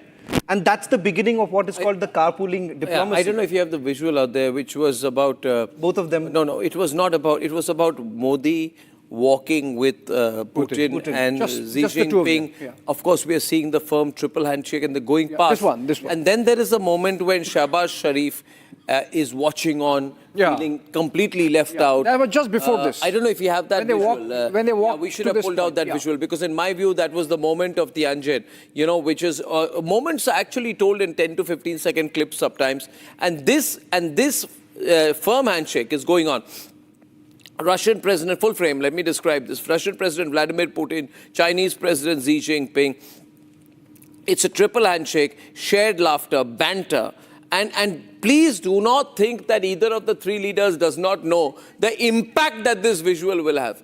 But what Shahbaz Sharif did not know, the impact of how he is looking. There he is. He's looking like a sentry on duty. He's looking like a sentry on duty with his hands clasped in that embarrassing manner, almost obsequious as Putin and Modi move past. He's like the guard of honor. He's like a member of the guard of honor. He's like a member of the constabulary. They're standing past. And I think, if you ask me, viewers, that's the moment. That's the moment out there. I really love that moment because this got so many views. It went digital. Or viral on digital, and it told us that Pakistan can continue to dream on. It would never be on the high table. Red guard or not, but red face for sure. Such was the scenario for all the Pakistanis there. In fact, there were only 2 Pakistani journalists who came in, literally begging. Money. Literally, I know for a matter of fact, with the Chinese networks, Pakistani Prime Minister, after what happened, was literally begging for an interview that happened. An interview with whom? CGTN being one such network that they finally did an interview with, because the focus was purely on these 3 leaders. So the Pakistanis were nowhere to be seen. So I know for a matter of fact, the back-channeling talks that they were actually saying that post this, because there was, of course, the parade that took place thereafter. So the Pakistanis wanted to feel relevant because they were not even getting a meeting at that point in time. Superb out there, All right. Let's move on to the other big stories. Let's move fast. We're capturing, by the way, I want to remind everyone, Niranjan, keep reminding everyone. Yes. We are with you, walking into a new year with you. And please remember, the Republic Media Network works for you and works out of the old year into the new year with you. Yeah. And we promise to do that all through 2026. We are grateful to you for making us India's largest independent news network, and we will forever stay that way. Yeah, Let's move on. And you know, when we say we are reliving 2025, the fact is we have lived through it. As Arnab mentioned in the opening, most of it bad. Yeah. And some good. Now, one aspect, because we have been focusing on foreign policy, is the overhang of the Israel-Gaza war that we have had on world events. Yeah. So it began on October 7, 2023, been going on for more than 2 years now, and things have really come full circle via 3 other wars in Syria, Lebanon, and Iran, where the world actually wants it to stop in some way. Hostage release happened. Trump, of course, wants and gets credit for it, but let's look at some of the details. Today, out of which one has already been released. Now, 7 in the first phase will be released is what we know. The other will be released in the second phase of the exchange of hostages. This is one of the hostages that has been released by Hamas, Israeli. Now, according to the local media reports, Hamas's military wing, the Al-Qassam brigades, issued a statement shortly after the 7 hostages were reportedly handed over to the Red Cross. The group said, and I quote, "It remains committed to the agreement as long as Israel adheres to its part of the deal." Meanwhile, they have also been quoted saying that the agreement was reached is the fruit of the people's steadfastness and resistance. The statement also said that the occupation could have returned most of its captivities alive many months ago, but it all continued to stall. The Israel Defense Forces, meanwhile, confirmed that the Red Cross has received all 7 hostages, and that's...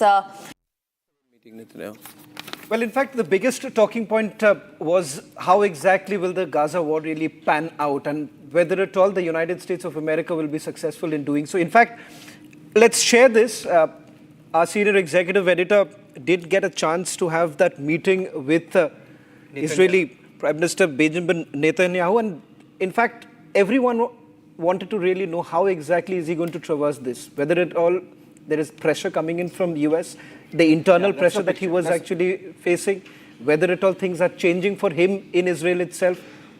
Just give us a sense of what went through. Quickly, Shawan. So this was in the month of August that we went and met him as part of this delegation. And when we were entering his office, there were protests happening outside against Netanyahu. Remember, Israel is a democracy, a very cacophonous democracy and multi-party democracy. So there were protests happening outside his office. Right outside his office, people want this war to end. A big section of Israelis want this war to end. And I, in fact, asked this question to him when we met just before this, after this handshake, because this is when he entered.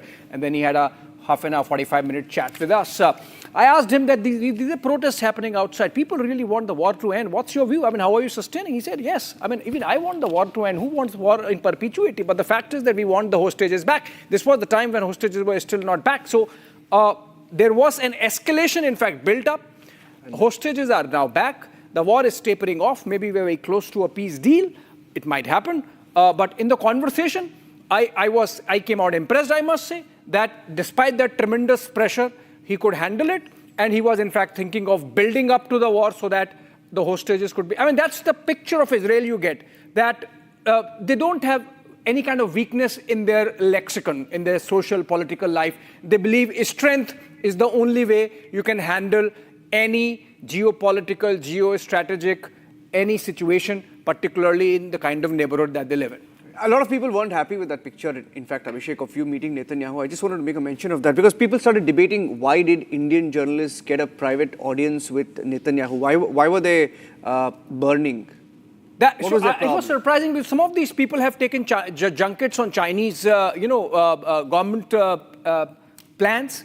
Some of these people have had no qualms in taking junkets with American scholarships, but and they have been very selective in their reporting. I mentioned when I met Netanyahu, the Prime Minister of Israel, I asked him that there is a protest happening against you. We have been on the ground and we see a very strong sentiment that the war should end. What's your view on it? So when we got the opportunity, we asked the question. The only way you could ask the question was meeting him, and then we got the opportunity, so we did it. Yeah.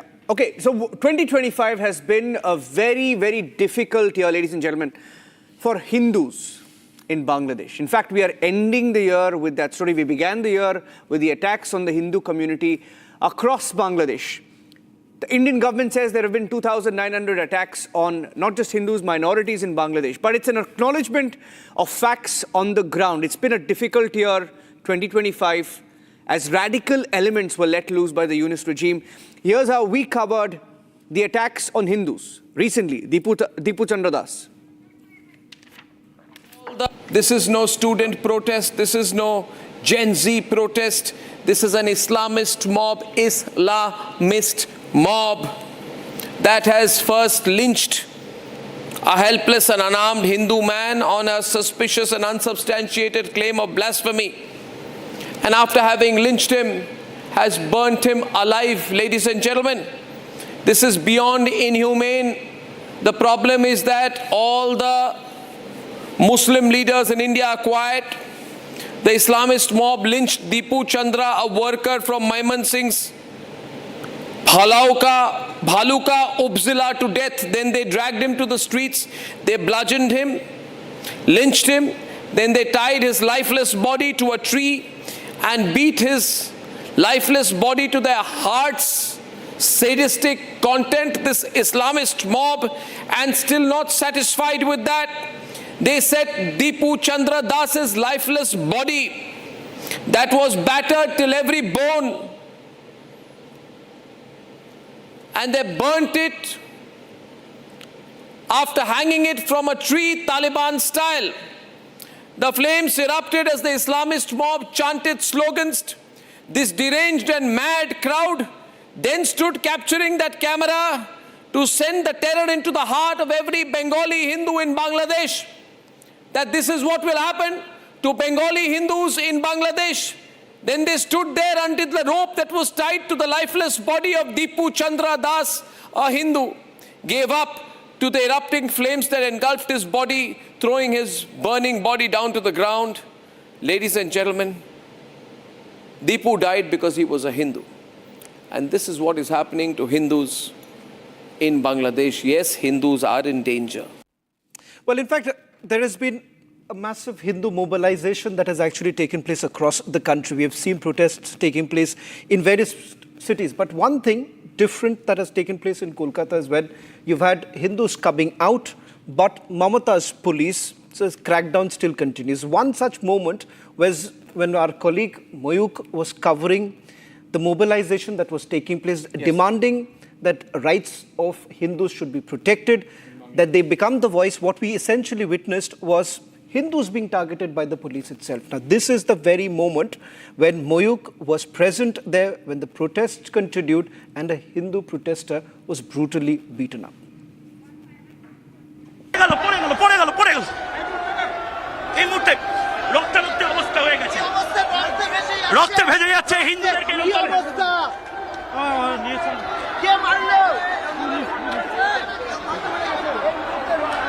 এই মুহূর্তে একজন অসুস্থ হয়ে পড়েছে পুলিশের লাঠির ঘায়ে এই মুহূর্তে মুখ ফেটে গেছে এই মুহূর্তে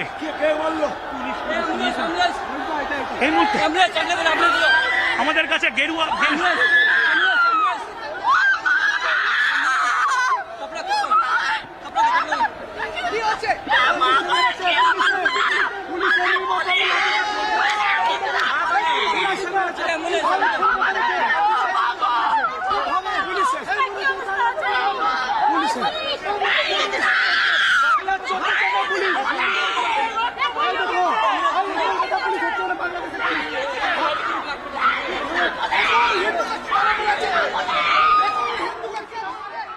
Arnab, you've been to Kolkata several times. This is a problem. We were all disturbed looking at the way Hindus were attacked, targeted, treated by Mamata government. Yeah, so the visual that we have shown is going to stay in the hearts of the Hindus in Bengal for a long time. It is going to be a lead up to the elections of 2026. April, May, you will have an election. And the BJP would want strong Hindu vote mobilization. The BJP has to get 70% of Hindus in Bengal to vote for it. Hindus in Bengal, by my estimate, are around 67%. And Muslims would be around 33%. And so for the BJP to win the Bengal elections, they will make what is happening in Bangladesh an issue, rightly so. Hindus in Bengal are also watching this very closely. And if they're allowed to vote freely, you could have a very dramatic result. But fact of the matter is that at this point of time, Mamta would not want to say anything against illegal Bangladeshi immigrants because her entire vote base depends on it. So for her, it's a difficulty. When Dipu Chandra Das is killed, when his bleeding body is set on fire, when a protester, Hindu protester is beaten, when Moyuk lifts the Hindu protester up on his own shoulders, these are all embarrassing moments for Mamta Banerjee, who is only seeking the Muslim vote bank. I think beyond this, one point before you move on to your next story, I would say is that this whole area is becoming geopolitically very fragile and demographically unstable. You know, Western Assam and of course South Bengal. And there is concern over the chicken's neck also in the last few days. So this year is going to be politically very important in Bengal and geopolitically extremely significant for what happens in Bangladesh. There is one clip. In fact, we had planned to showcase what happened in Murshidabad in Bengal because something similar happened in Murshidabad, Bengal. We have the clip ready. So you mean the Murshidabad? The attack on Hindus. Not attack on Hindus. Hindus targeted and forced to leave Murshidabad. Yes. A constituency which is well over 70% Muslim. So if people say today that if Bengal becomes a Muslim majority state, what will happen to the Hindus in Bengal is a very legit question. Yes, we have that clip ready. It's a very legit question. We must show the visuals of the Murshidabad violence. I hope we also have the visuals of the, people forced to leave Murshidabad and Malda. Yes. Yes. Later. Yeah, please. These are the visuals from Murshidabad. From as the entire Republic Bangla team, in fact, covered this very, very hostile government in Bengal. They tried to stop our coverage. We have the clip. Let's play the clip now. Viewers has accessed the CCTV from Dhulian area of Murshidabad, where a group of youngsters you can see can be seen pelting stones. The CCTV footage right there on your screen shows how the outsiders are launching attack in Dhulian in Murshidabad. So who is provoking who? You can see the provocation, you can see the vandalism, the violence, the stone pelting. It's all caught on camera and footage live and exclusive. And this is first and exclusive of Republic TV viewers. We're getting in breaking news right now. We have a confirmation that the central forces will be deployed in parts of Bengal. This is after there was a PIL filed by the BJP leadership. Shubhendu Adhikari also went to court asking for central paramilitary forces. CAPF will be deployed in parts of Bengal, in Murshidabad specifically, where there has been rampant violence reported.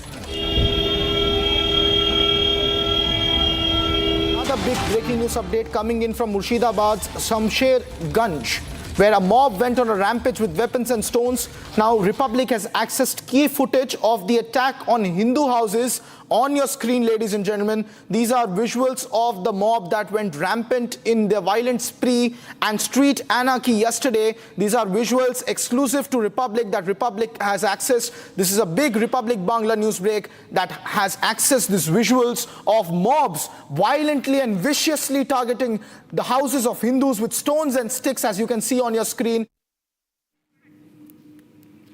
From Murshidabad, we go across to what happened towards the beginning of the year. Mahakumbh, Aishwarya, a huge success for not just the Yogi government, but across India. We sent a message. Well, absolutely. Mahakumbh, the word itself, right? Maha.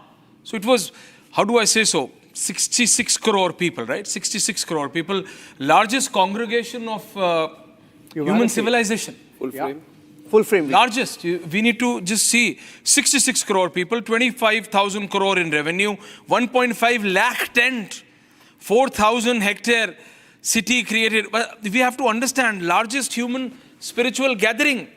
And it all went well until we heard that something has happened. No, but in January, everything that has been seen this year, viewers, people call it religious polarization, but it is also Hindu vote consolidation, Hindu consolidation, Hindu assertion. These are the words we've used very strongly this year.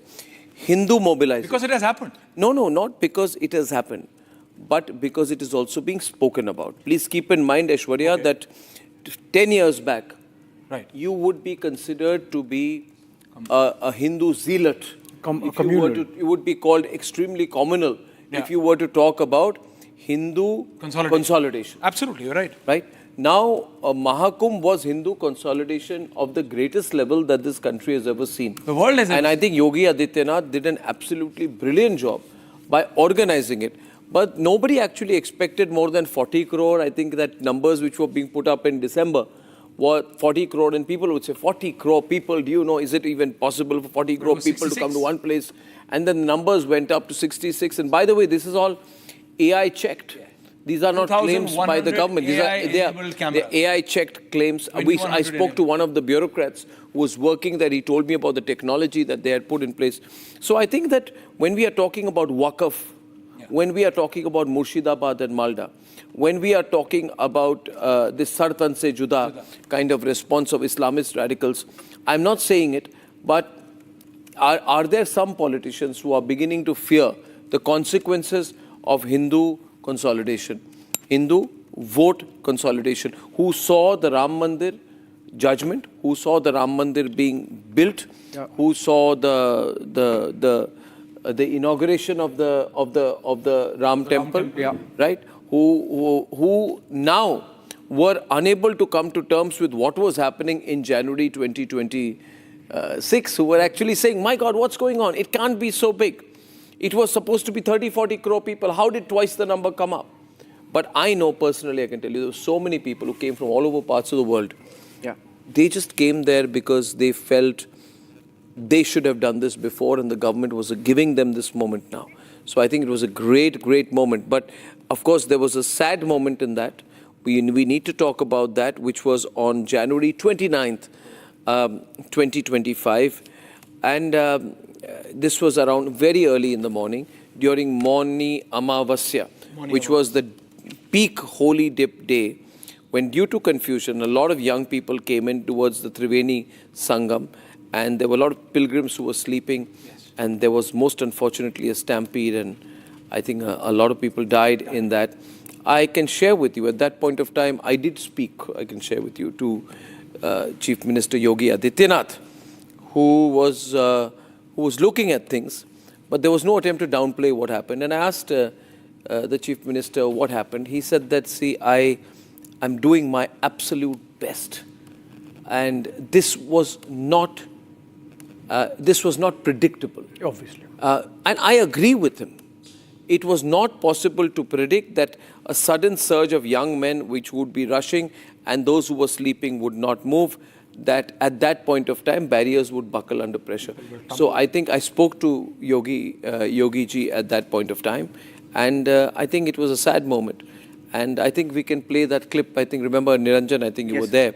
Can I play that 45-second video about what led to the stampede? Yes, please. The warning ignored in Mahakumbh. I have two videos on the show this evening. One of the police commissioner clearly warning the devotees there to just move on to ensure that there is no inconvenience. And then I have an exclusive video, a 1 minute 26-second video that tells you the full story of why the stampede took place at the Mahakumbh. Take a look. सभी श्रद्धालु सुन लें, यहाँ लेटे रहने से कोई फायदा नहीं है। जो सोवत है सो खोवत है। उठिए उठिए, स्नान करिए, और ये आपके सुरक्षित रहने के लिए बहुत आएंगे और भगदड़ मचने की संभावना है।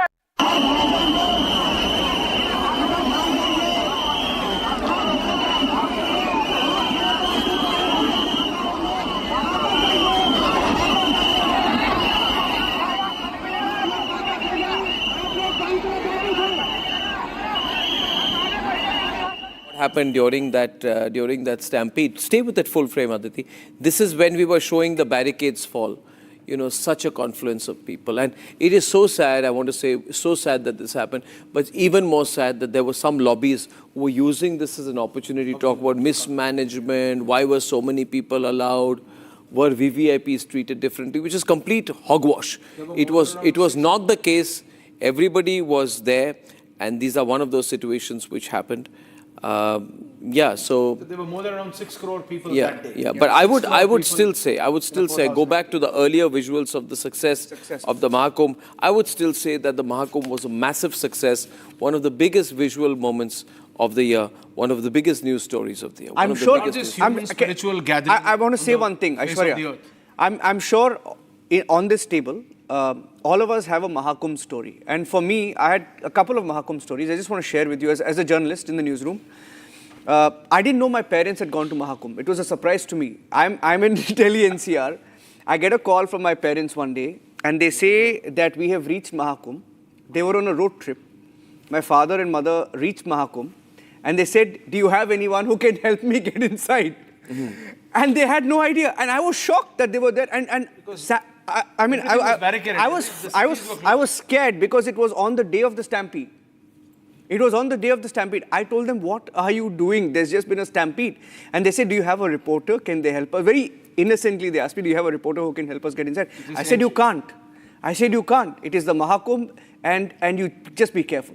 And a lot of people, and the reason I'm sharing this is because in that period, we got a lot of calls as journalists saying, "How do we get there? Can you help us get there?" We could not. And from across the world. US, from Russia, from Canada, everyone wanted to be there. Yeah, that's the drone visual of the Mahakumbh. 66 crore people. Yes, 66 crore. Yeah. All right, so let's move to the next one. Yeah. And since the year began with the story of Hindu consolidation at Mahakumbh, remember today, the last day of the year, is also the second anniversary of the Pran Pratishtha of Ram Temple at Ayodhya, as per the Hindu calendar. And this also befittingly is the year when RSS, the Rashtriya Swayamsevak Sangh, marked 100 years of its existence, of being set up. As Prime Minister Narendra Modi described his former ideological alma mater as the biggest NGO in the world. So let's go and have the moment of Dhwajarohan. Remember, again, this is the same year. Let me just describe this. This is a very historic moment when the Ram Dhwaj is put up there in the Ram Mandir. This happened on November 25th, 2025. And this visual has a tremendous significance because it marks the ritual completion of the construction. Yes. Because Pran Pratishtha, the construction was not complete. Yes. Now, the Pran Pratishtha happens in January 2024, and November 2025, you have the Dhwajarohan, which means the construction is complete. Yes. We would like to play the visual when, amidst chants of Jai Shri Ram from thousands of devotees out there, Prime Minister leads the ceremony and hoists this, I think, 40-foot wide, huge Ram Dhwaj atop the shikhar of the mandir. And this was a big moment of the year. And importantly, Rashtriya Swayamsevak Chief Mohan Bhagwat was there with him. He pressed the button along with Bhagwat. Yes. Along with Bhagwat to hoist the flag. It took 4 minutes. It took full 4 minutes for the Dhwaj to go up there. This is a 10-foot high, 22-foot long, 11 kg, right-angle, triangular saffron flag, which features the radiant sun for valor, Om for cosmic essence, right? And this was made in Ahmedabad over 25 days with 3 fabric layers: Dharma, victory, and Ram's legacy. All this is a huge moment for Hindus, huge moment for Hindus across the world. Let's play the moment for a bit. This is really a historic moment for Ayodhya. Prime Minister Narendra Modi set to hoist the saffron flag atop the newly completed Ram Temple. And this is not really a ceremony, but a powerful symbol of India's, cultural continuity, dignity, and unity. All right. So, and I want to just say this here that,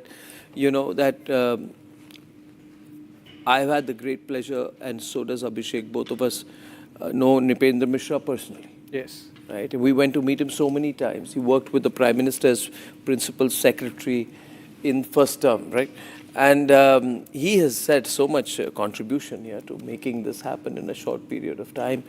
And would you like to say a little bit? I think you went there also. You covered the making of the Ram Mandir. Absolutely. Share one of your personal stories here. Yeah, so from the time that the foundation stone was laid to the time that the temple was inaugurated, I have gone there on the ground at the spot, interviewed Mr. Nipendra Mishra twice or thrice, and engaged with him here in his office in Delhi.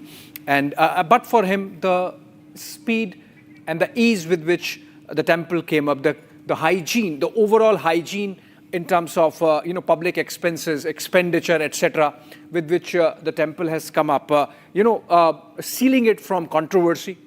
There is no controversy around the temple construction. Some people tried. Some people tried, and despite that, of course, it goes back to his days. He has been a bureaucrat in Uttar Pradesh before he moved to Delhi. But I think a lot of credit should go to Mr. Nipendra Mishra. You rightly mentioned his name, Arnab.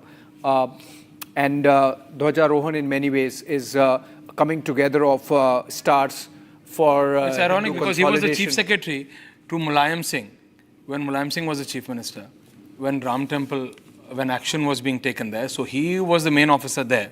And then he was in PMO so a lot of controversy. Opposition tried. Akhilesh Yadav tried. Congress tried.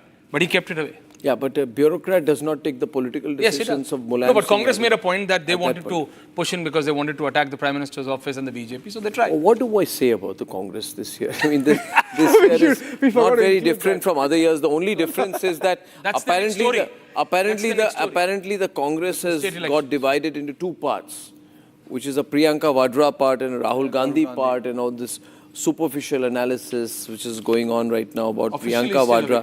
And Priyanka Vadra is being very sort of, nice to the BJP of late. And she's also got some praise from the Parliamentary Affairs Minister, I think, who, I don't know the phrase that he used to describe her, maybe a positive phrase. And fact of the matter is, all this is Lutyens' gossip. Yeah. On the ground, the party is finished.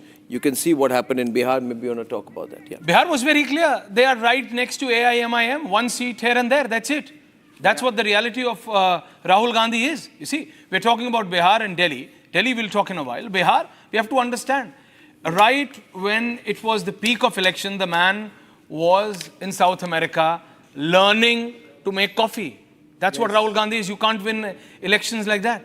And right after losing Bihar, he went to Germany, selecting a new 450cc motorcycle for himself. So that's what he does. Yeah. You see? So, but you Lutyens types give him a lot of attention. No, not me. You don't allow me to go into Delhi anymore. You don't allow me to go into Delhi. Not me. You Lutyens guys. No, and you see, that's the same group which sit in these clubs, which sit in these Delhi 5-star hotels, which were hell-bent from Patna's Aishwarya, have you been to the press club? No, I have not. I have never become a member. Have you been to a press club? I don't like to. Have you been to the press But what club? I'm telling you is, from Patna's Maurya to Delhi's big clubs, they had given it off. They've said that BJP is losing like they did in Haryana. So they don't know. They don't know what's happening on ground. They don't know what's taking for the people of Bihar. I think that they only analyze. I think just a aside. I don't know what from their big glasses. I just want to make an aside about before we go into the Bihar election. I want to make a comment. Shazia Elmi of the BJP put out a social media tweet recently in which she said that I just came across this clip which features me as well, and it tells you about the power structure between the media and the Congress establishment and Sonia Gandhi. And her point was about how Manmohan Singh was waiting for Sonia Gandhi to come for a coffee afternoon with the Delhi media.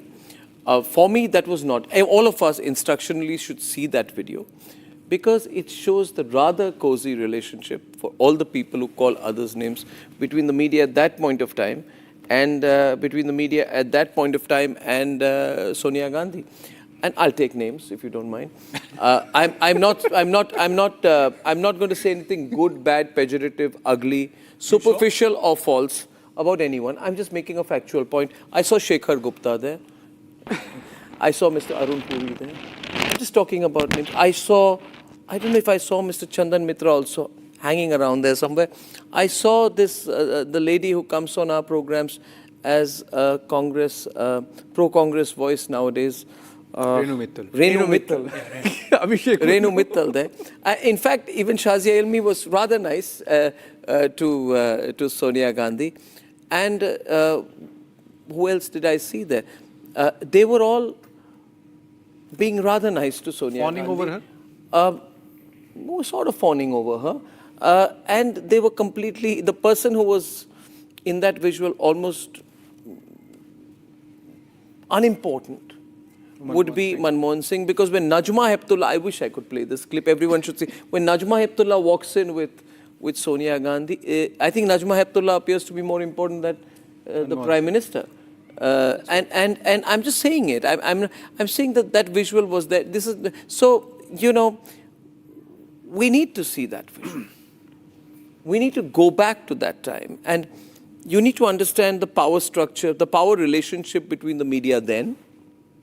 And now. I know nobody should mind. I'm not saying anything wrong, good, bad. Mr. Shekhar Gupta was there. Arun Puri was there. There was others there. They were just there. I'm not saying good, bad, ugly. They were there. And everybody knew each other. I'm not saying there's anything wrong with everybody knowing each other. But that visual spoke for itself. Now we won't speak any more about it. But that clip was very, very wonderful, I think, because it told us a lot about the relationship between the media and the power structure.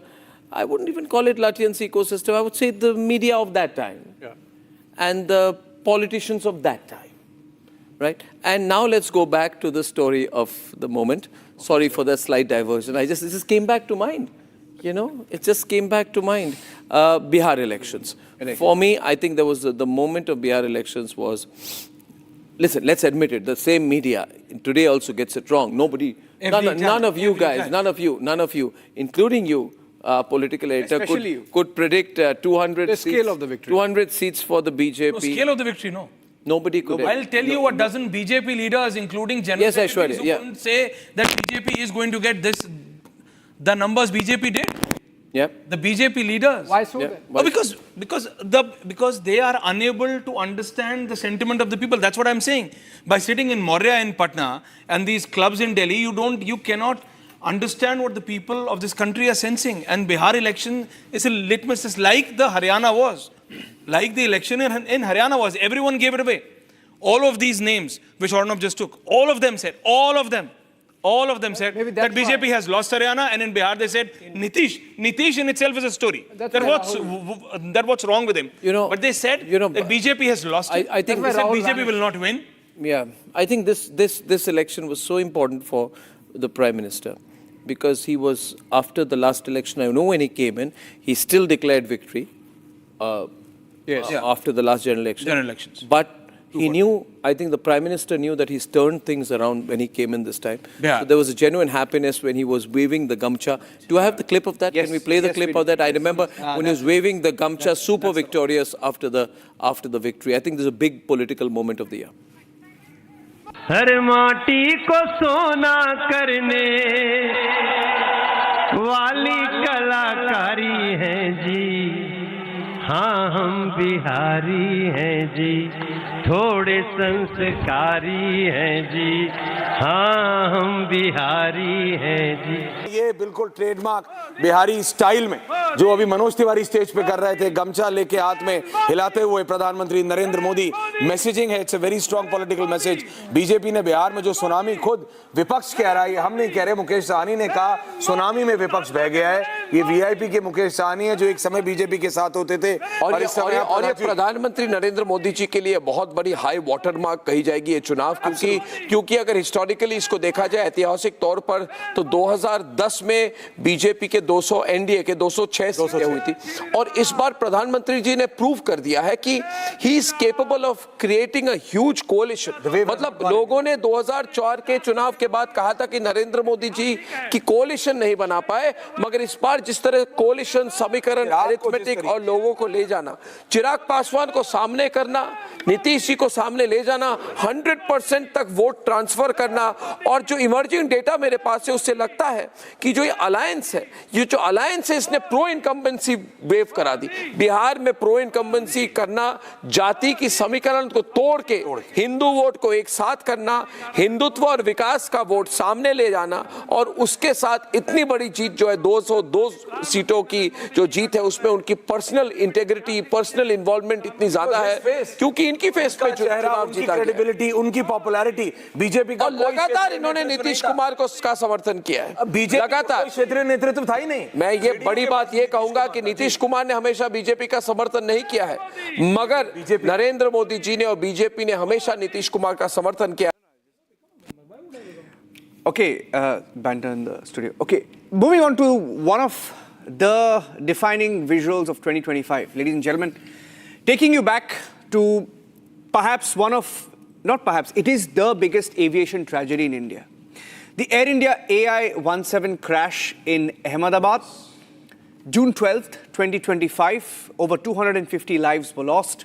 And months later, as we broadcast at the end of 2025, we don't have answers. In fact, there are some reports, Arnab, that people are sitting across the table somewhere in America and deciding how to word that report. But it's a tragedy, what happened, and it's an even bigger tragedy that Boeing has not been held to account. Yeah, and Boeing is advertising even more about its stronger and stronger and growing stronger commercial relationship with Air India. Regardless of that, about which I have no comment.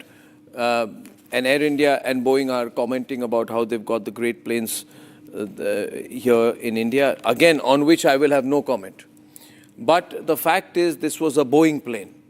It was a Boeing 7878 Dreamliner, AI-171, and we still do not have a clear answer about what happened.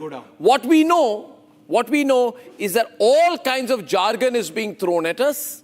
And this is sad, I want to say to the people of India, at the end of 2025, do you know what happened? You don't know what happened. Have you been told what happened? You have not been told what happened. Have members of parliament been told in the standing committee or whatever committee what happened? They have been told what happened. And this ambiguity, the situation of, you know, it could be anything, allows the Wall Street Journal to put out a story saying the captain turned off the switch that controlled the fuel flowing into the plane, trying to put out this theory that the captain was on a suicide mission. This is so wrong. Abhishek, this is wrong. You know, you allow this ambiguity about what happened at that point of time, and you have a AAIB report that did not deem it correct to name the pilots in their conversation in the preliminary report.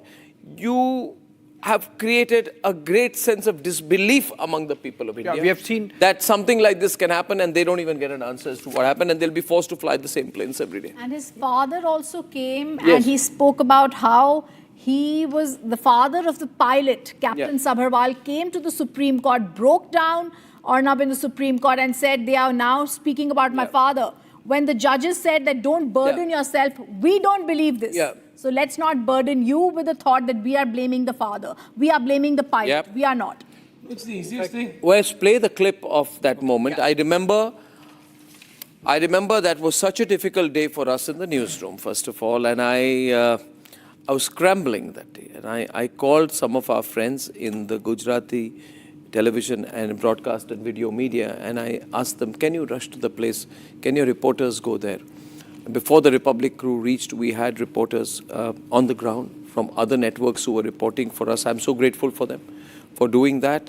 And but when the footage started coming in, I couldn't believe what I saw, because we saw a part of the plane jutting out from a building, right? And the full gravity of what had happened, it was not clear to us. And the footage of the plane's actual descent into the ground came much later, much later. Let's play that clip when the news broke, viewers, one of the biggest news stories of 25. This entire plane is in tatters, you can see, and the more than 10 fire brigade teams are on the spot. Now, what we understand is that the Prime Minister office and the CM was taking cognizance. There are all the officials are rushing in to this site. and the airport operations have been halted till at least 5 p.m. right now. And more and more visuals coming in, viewers. There is no statement yet from the Tata Group. They always say that they are ascertaining the details.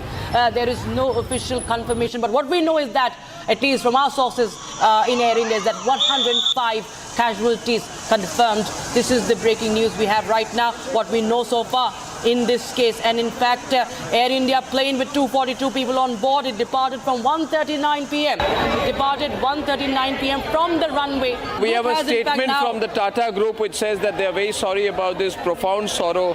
They say there's been a tragic incident following 171, and then the rest of it, I must say, Mr. Chandrasekhar has just put out a templated reply and, trying to divert attention from responsibility by saying their focus is on affected people and their families.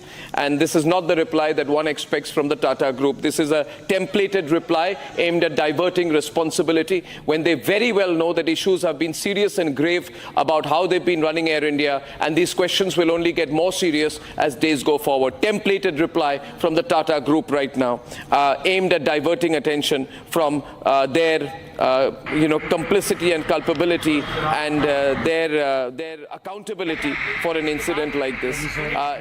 Yeah, I have an anecdote here. In fact, the moment it happened, I was somewhere in Delhi at a hospital, and Arnab called me saying, "Where the hell are you?" And boss called and he said, "Where are you?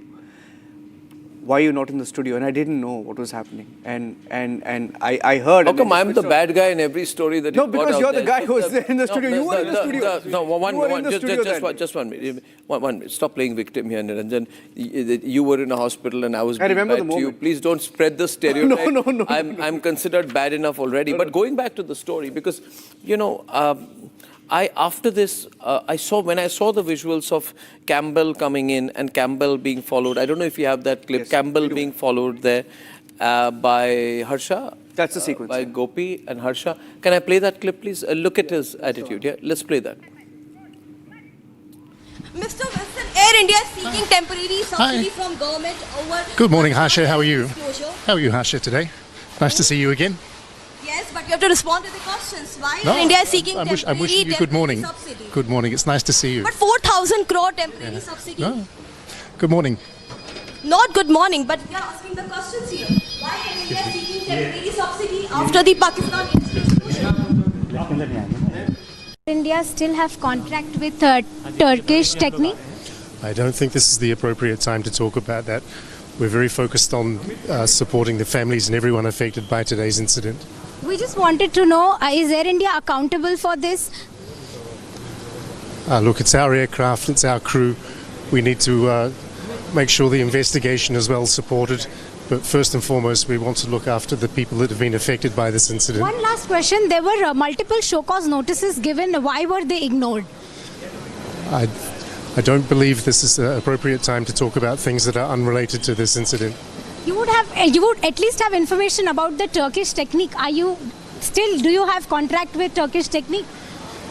As I said before, this is not the time to talk about that. We're focused very much on the people that have been affected by this incident. No? Just yes or no. Mr. Wilson, please say yes or no. India still have contract with Turkish Technique? I don't think this is the appropriate time to talk about that. We're very focused on supporting the families and everyone affected by today's incident. We just wanted to know, is Air India accountable for this? Look, it's our aircraft, it's our crew. We need to make sure the investigation is well supported. But first and foremost, we want to look after the people that have been affected by this incident. One last question. There were multiple show cause notices given. Why were they ignored? I don't believe this is the appropriate time to talk about things that are unrelated to this incident. You would at least have information about the Turkish Technique. Do you have contract with Turkish Technique? As I said before, this is not the time to talk about that. We're focused very much on the people that have been affected by this incident. Yes or no? Just yes or no. Mr. Wilson, please say yes or no. Again, I just want to mention, if I may, 2 points out here. June 12th, the crash happens.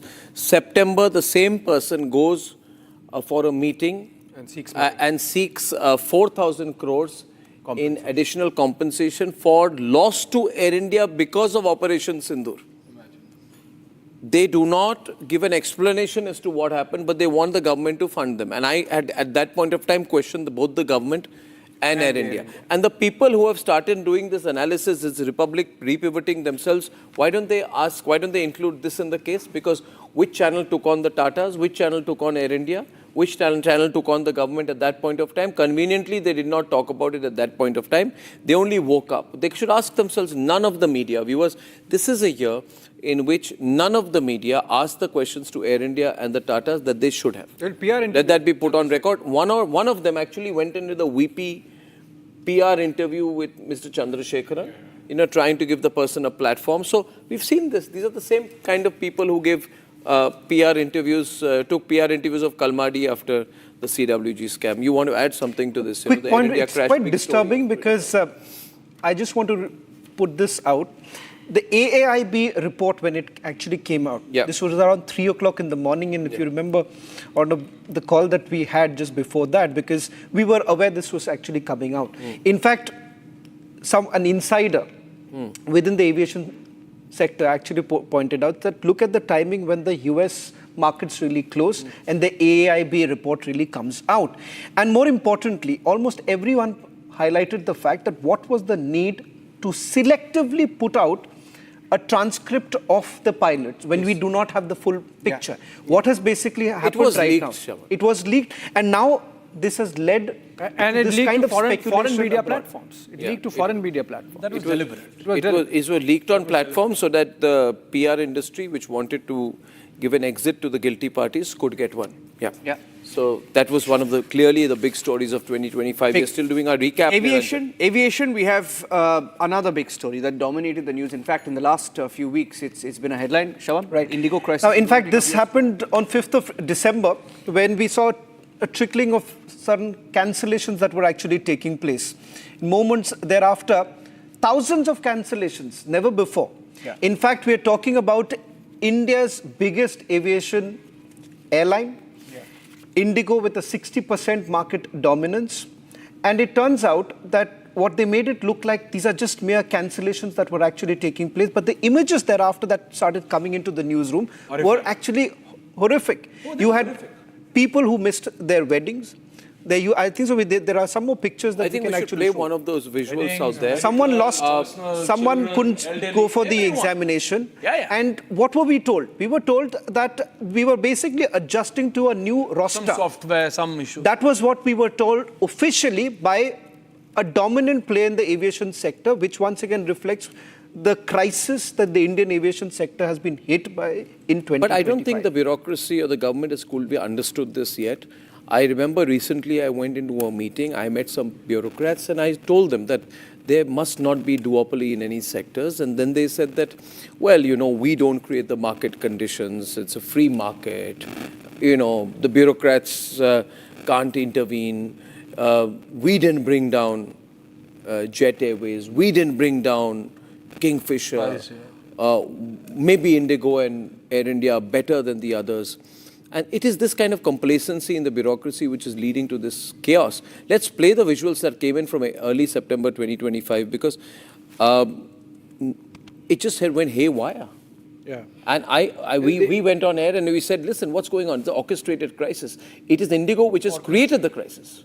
The Indigo did not comply. Indigo knew people will be troubled. Indigo wanted to trouble the people of India to get their way through with the government of India, and the government of India caved in. It was a deliberate act. It was caved in. DGC and the Ministry of Civil Aviation is equally culpable because here they were aware of the fact.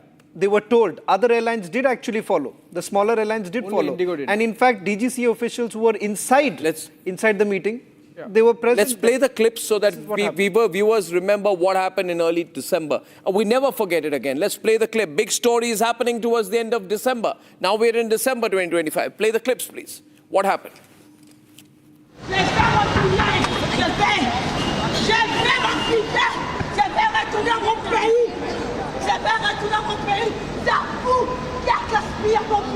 News now coming in. This is with regards to Indigo Airlines, which has cancelled over 70 flights, including those from Bengaluru as well as Mumbai airports. So this is mainly due to crew shortages. Scores of Indigo flights were delayed at various airports as the carrier basically struggled to get the crew for operating its flights. Indigo so far has said that there have been cancellations and some delays that have also taken place.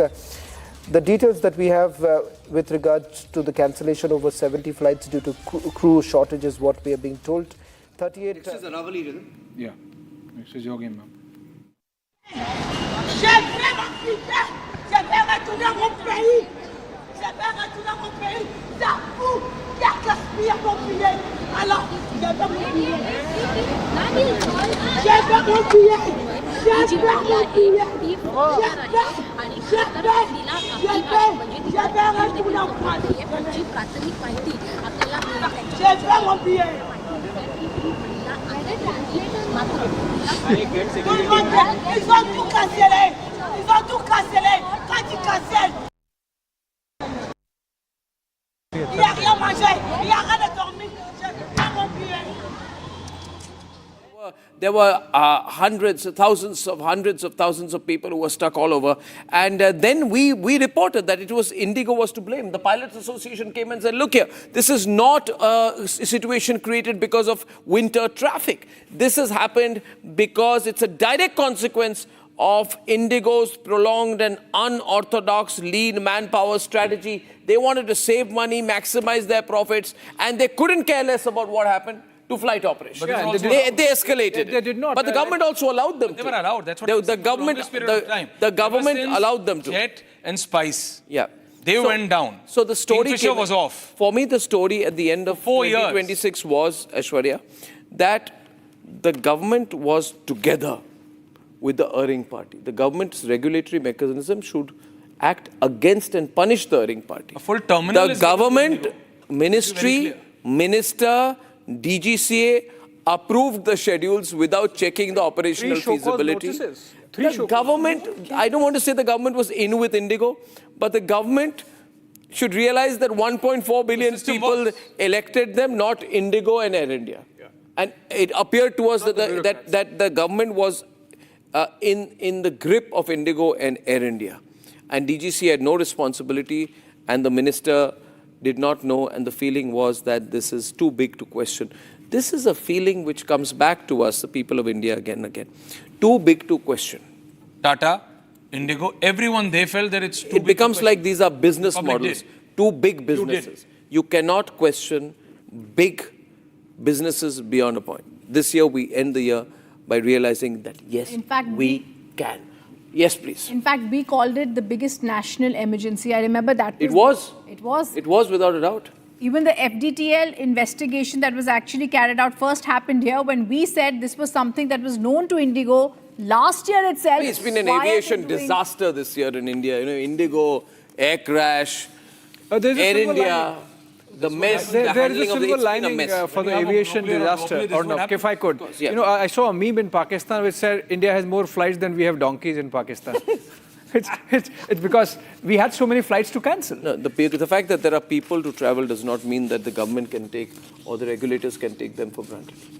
Passengers have spoken up. Who are the passengers, Abhishek? They are the people. The people suffer. Yeah, so duopoly on one side and the people on the other. Who wins, Abhishek? Yeah. People win. Yeah. Duopoly loses. Yeah. They are duopolies. Duopolies must Swiggy, Zomato is a duopoly. Yeah. I mean, Airtel, Jio is a duopoly. I mean, do we really do something about it maybe in 2026? Are we taking a break or are we going on? We're going on. We're going on. Okay. Where do we move to? What is the other visual? The news story, the clips that you have? Aravali. Over to Rhythm on this one. The big story. Give full credit to Rhythm for the way she's pursued the Aravali case. Full credit to Shaman for the way he's followed it up. Full credit also to Shambhavi, our reporter on the ground who did a great job reporting this. Over to you, Let's Rhythm. be absolutely clear, Arnab. The Aravali story was not just an accident. This was a Republic campaign. I think it's one of the first times we are seeing the system quietly diluted the protection for one of the world's oldest mountain ranges. Republic was the only one that asked the initial questions.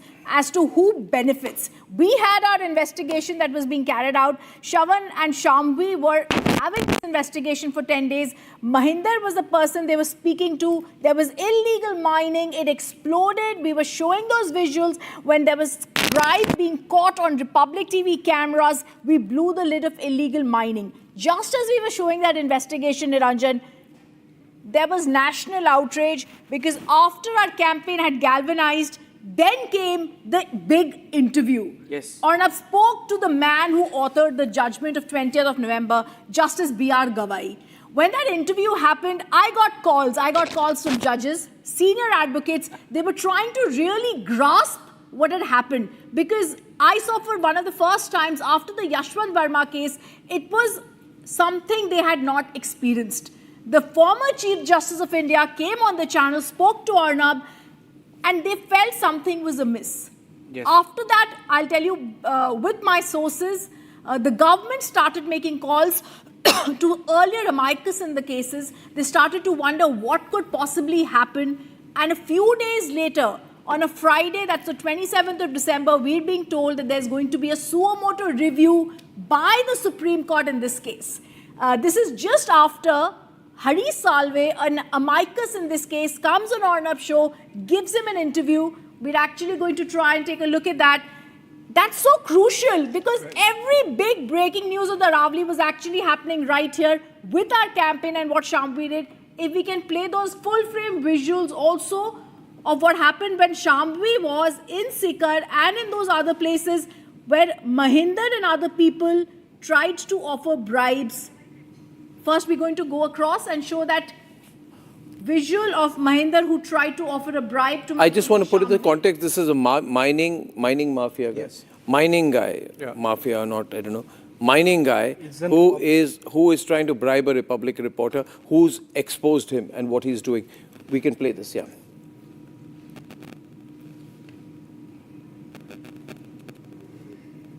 नहीं sir बस आप हमसे छोटी है बड़े भाई जनाते हो ना आप आइए आप छोटा सा मैं समझ मैं सब क्या बताओ कुछ छोटा सा उपहार है या आप नहीं सर अरे ये क्या अरे नहीं सर बिल्कुल मैं समझ रही हूँ आप मैं सिर्फ आपसे जानकारी लेने नहीं वो आपकी बहुत वर्डफुल है मेरे से मैंने ये भी आपसे निवेदन किया कि कभी भी आपको मेरे सिस्टम से संबंधित किसी भी प्रकार के आप जानकारी चाहिए तो आप कभी भी चॉइस करके मुझे आप कॉल कर सकती हो मैं जो भी उपलब्ध होगा आपको जानकारी लेकिन ये आप वो आपका ट्रैवलिंग में देखो आप पे बहुत खर्चे हो रहे हैं सर मैं समझ रही हूँ और फिर मुझे वो मिलता है इतना तो नहीं मिलता है तो इसमें क्या छोटा सा उपहार है कोई नहीं इसको भाई की तरफ से गिफ्ट मान के रख लो इसको अच्छा आशीर्वाद दे दीजिए आपका काफी है नहीं आप भाई की तरफ मान के इसको रखो नहीं बिल्कुल आप रखिए आप बिल्कुल रखिए बहुत बहुत शुक्रिया आपका चलिए thank you So clear, Arnab, very clearly illegal mining, this Republic campaign. We were the only channel not doing armchair journalism. Our reporter, my colleague is there. She speaks to them. They offer her a bribe. That's how the campaign picked up with the power of what we were doing at that time. Yeah, I think visuals are so telling, Rhythm. I was just thinking as you spoke out there, a mining mafia trying to bribe a Republic reporter is how we are tried to bribe and got snubbed. Year starts with a judge in whose house there are crores and crores of cash which are found. What happened to that story? People have a right to know what happened to the burning cash story. So to the people watching this program, I would say that, you know, don't think we are going to let these guys get away, whether this be corrupt judiciary, whether this be corrupt politicians, whether this be corrupt businessmen, whether this be corrupt business houses, whether all of these people come together also, we will still challenge them. And these visuals are not the dying embers, but the burning, simmering fire in the hearts of the people of this country against corruption in the system. We still don't know. And the judiciary thought that they have got away with it. I want to tell the judiciary, with the greatest of respect to the judiciary, remember Aravali. And remember that people are still are wanting to know what happened to the case of the burning cash. Burning cash, Aravali, forced retreat in the case of Sengar, a 15-year-old girl raped by a 50-year-old politician. System let the rapist off the hook almost in a mini acquittal. Aravali, sheer brazenness rhythm. Yes. Sheer brazenness rhythm. Like in this concert of territorial battle between the executive and the judiciary slips underneath unnoticed a definitional change of a 2 billion-year-old mountain range. But they thought nobody would notice rhythm. They thought nobody would notice. They thought, the government and the judiciary thought nobody would notice. And when they noticed, the people are so smart and people catch on and people are so well aware that they started asking the questions. It was so brazenly done. But I think there are some stories, Arnab, that are picked up, and there are some stories that just happened because I think there is a conspiracy by the universe. This was just waiting to happen. It had slipped up 20th November, the judgment came, the judge had retired, everything was going fine, and suddenly the environmentalists spoke up. You picked up the story. I truly believe the campaign did have an impact. I have never seen, it's unprecedented that a Supreme Court vacation bench takes up a matter, takes up a Supreme Court judgment and stays it in one hearing on a Monday. I got calls from people who were a part of the bench who gave and authored this Aravali November 20th judgment. Congratulations, your campaign led to this. You're saying those who gave the judgment congratulated Republic? Yes. In a wary tone, in a guarded tone, but yes, that, this coverage led to this. So, it was begrudging respect, I would say, but this happened, and then, of course, there are daggers drawn. Is it very good? I don't care about daggers. Is it very good that at least the judiciary in this country has acknowledged the power of the independent media as a conscience keeper of the country? I think both the cases, Arnab. Justice Yashwant Verma's case was again just going to be slipped down. Yeah. We picked it up on a Sunday. I remember you had a marathon coverage. Yeah. All the bar associations came up, spoke with you, and then suddenly it spiraled into something that was causing fireworks in the judiciary. Yeah, that we were living with a structural paradox in our country. And the structural paradox was that for the last 4 or 5 years, people thought that executive, judiciary, government, institutions, our constitutional bodies are beyond question. I think in the years that are to come, Abhishek, Rhythm, I'll tell you, transparency to an extreme level is what these systems will have to get used to. Yeah. They can't be, as they say, as the cliche goes, judge, jury and executioner in their own cases. Absolutely. No. Which they are. I mean, I've seen this battle going on. We did a debate. I remember Arun Jaitley came. What a wonderful person. Did a debate at FICCI Auditorium on judiciary versus executive and the collegium and who should appoint and judge the judges.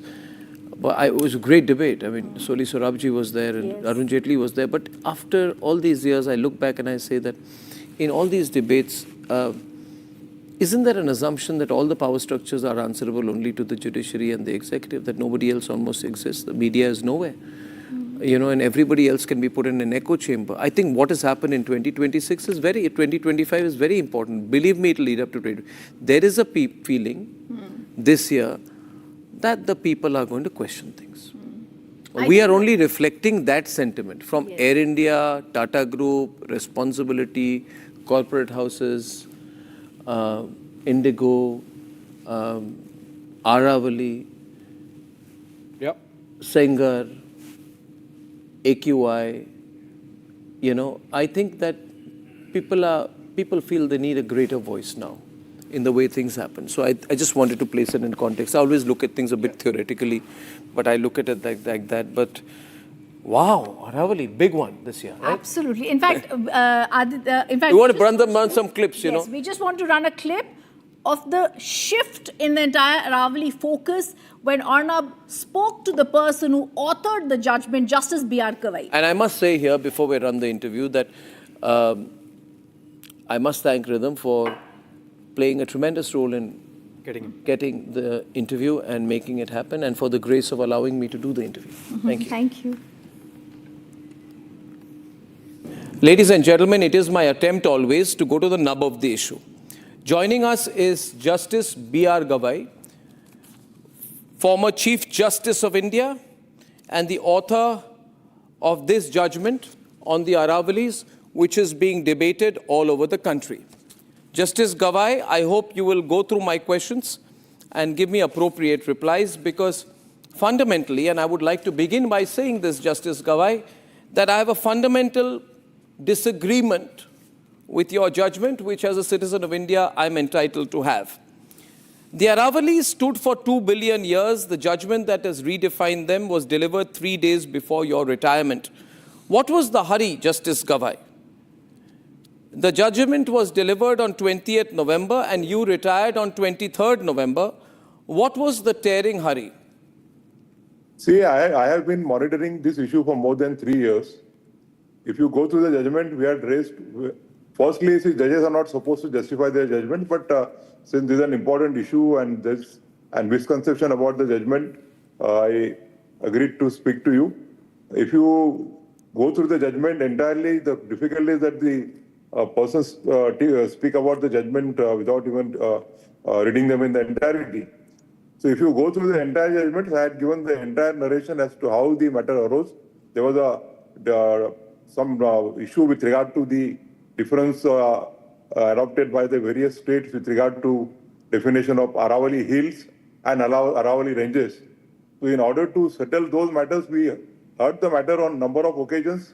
Various issues were framed, and after hearing the matter, once you hear the matter at length, if you don't decide the judgment, it's like Justice Gavai, may I ask you, how can you pass that comment on me on my program, that I have made my judgments on the issue without having gone through the judgment?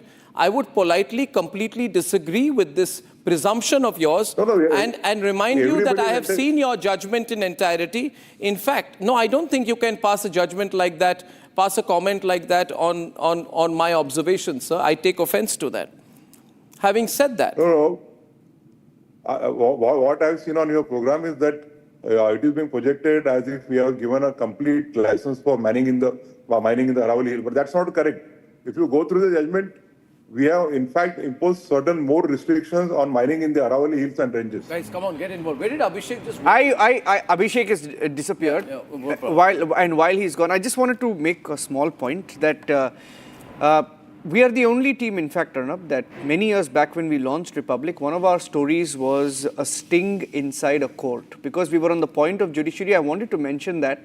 And the reason why I wanted to mention that is because sometimes we think twice before speaking, and Rhythm knows. Rhythm usually cautions us on very sensitive cases or legal matters. But there was corruption inside a courtroom in Patna many years back, following which even the judiciary stepped in and took action to suspend a few officers of the court. So in this case as well, because you mentioned sometimes how it is uncomfortable to ask those questions, we've done that. We've done that. Yes. It was a massive case. Prakash had done this investigation where the registry was involved with the court and how they were having this entire nexus with them. So absolutely, yes. Okay. So we'll go to the next story. This is a story that the Republic Media Network has tracked very closely. This is the Dharmastala conspiracy. Dharmastala is a very popular and it's a revered temple town in Karnataka. And there was a very concerted attempt to malign Hindus via a gang.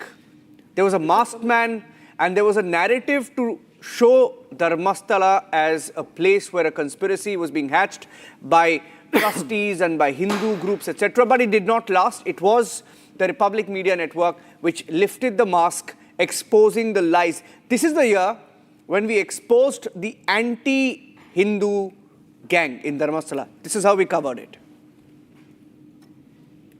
Dharmastala is very sacred. But today there's something that's ongoing there which raises many questions, and the claims are being questioned. Now we are being told that of the 8 sites that have been searched, nothing found in 7 sites. Just in one site there were some bone fragments found. some bone fragments found in one of the sites, and we are hearing, and there are more claimants who are coming forward and saying that the bones or the bone fragments that were found were not even that of a woman, could be that of a man, and they are questioning the statement given by this so-called whistleblower, the masked man who was found, or who's rather given the witness statement in the first place, who came out and claimed he was a whistleblower. Yeah, can I say something on Dharmastala?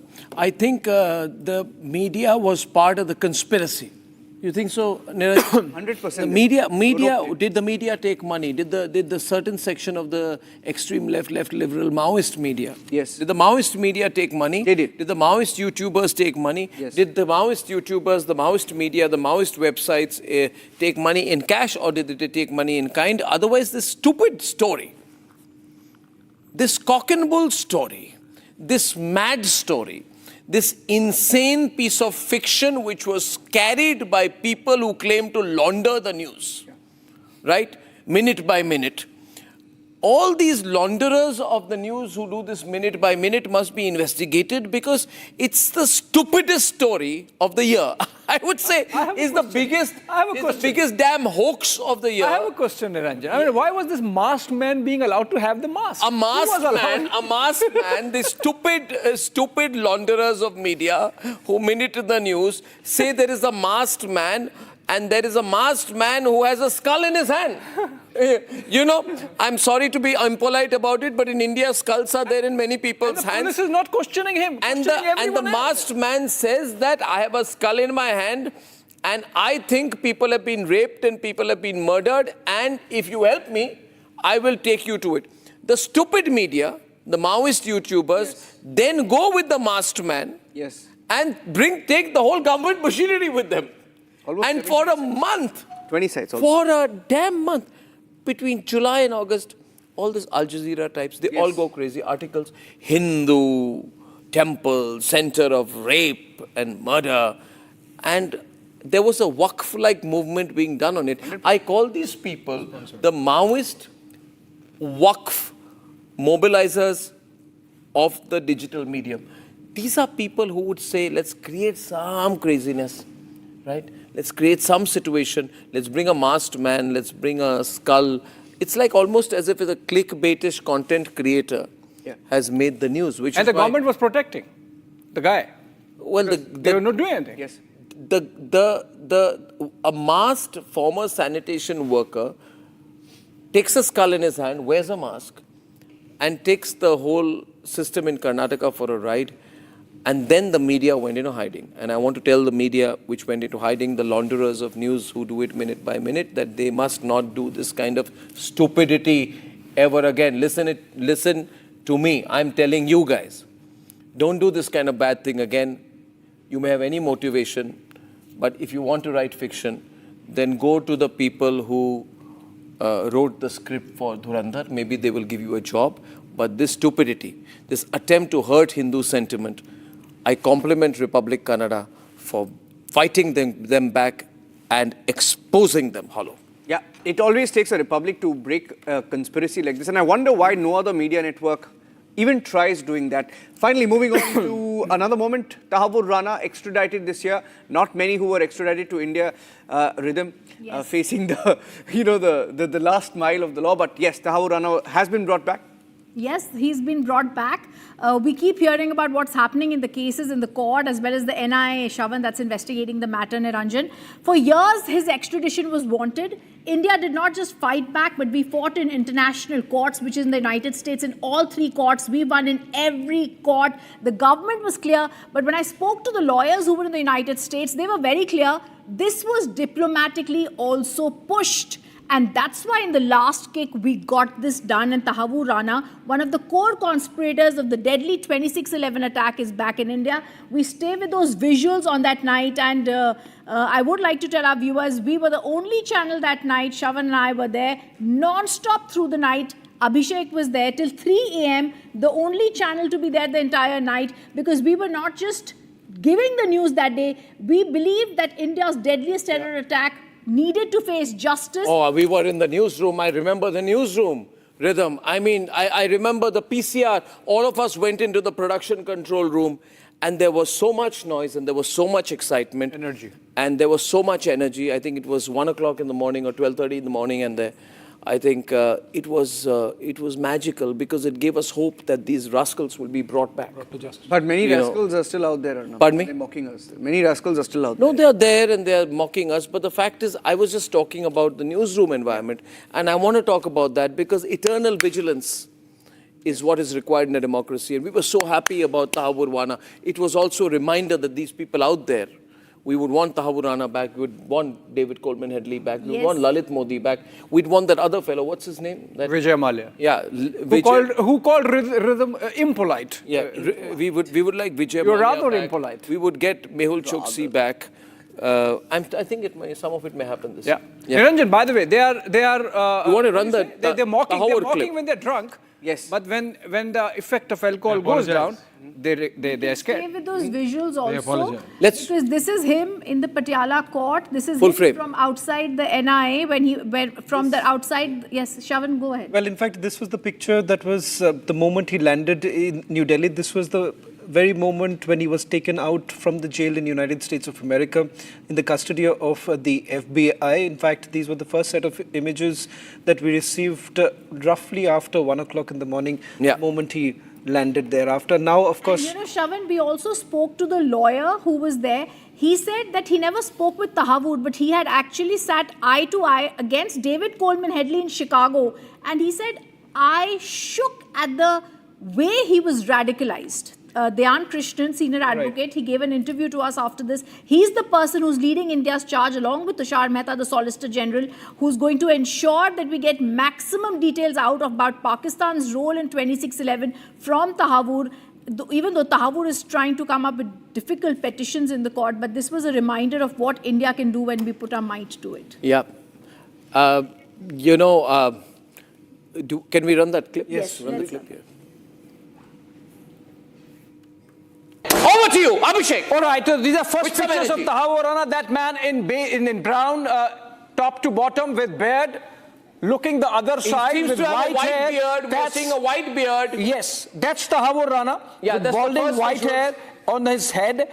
And he's accompanied, NIA sleuths are holding him tight. Shawan, more details if you have. Well, in fact, the NIA just released the picture. This was just moments after he was landed. In fact, you have 3 of the senior officers of the NIA. They're part of the investigating team.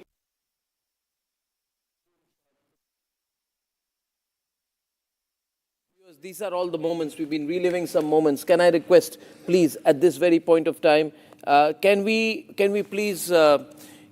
put a camera into our production control room, the place we love. Can we get a camera into our newsroom, which we love? And I want to say this tonight, that we really had a good time putting the news out this year. Like, I wouldn't say good time because the stories have been sad, but we are together as a team. We've come together very strongly as a team.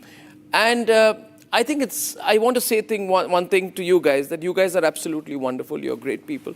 We have a wonderful team at the back end. We have a great news desk. We have a tremendous production team that is totally into the news.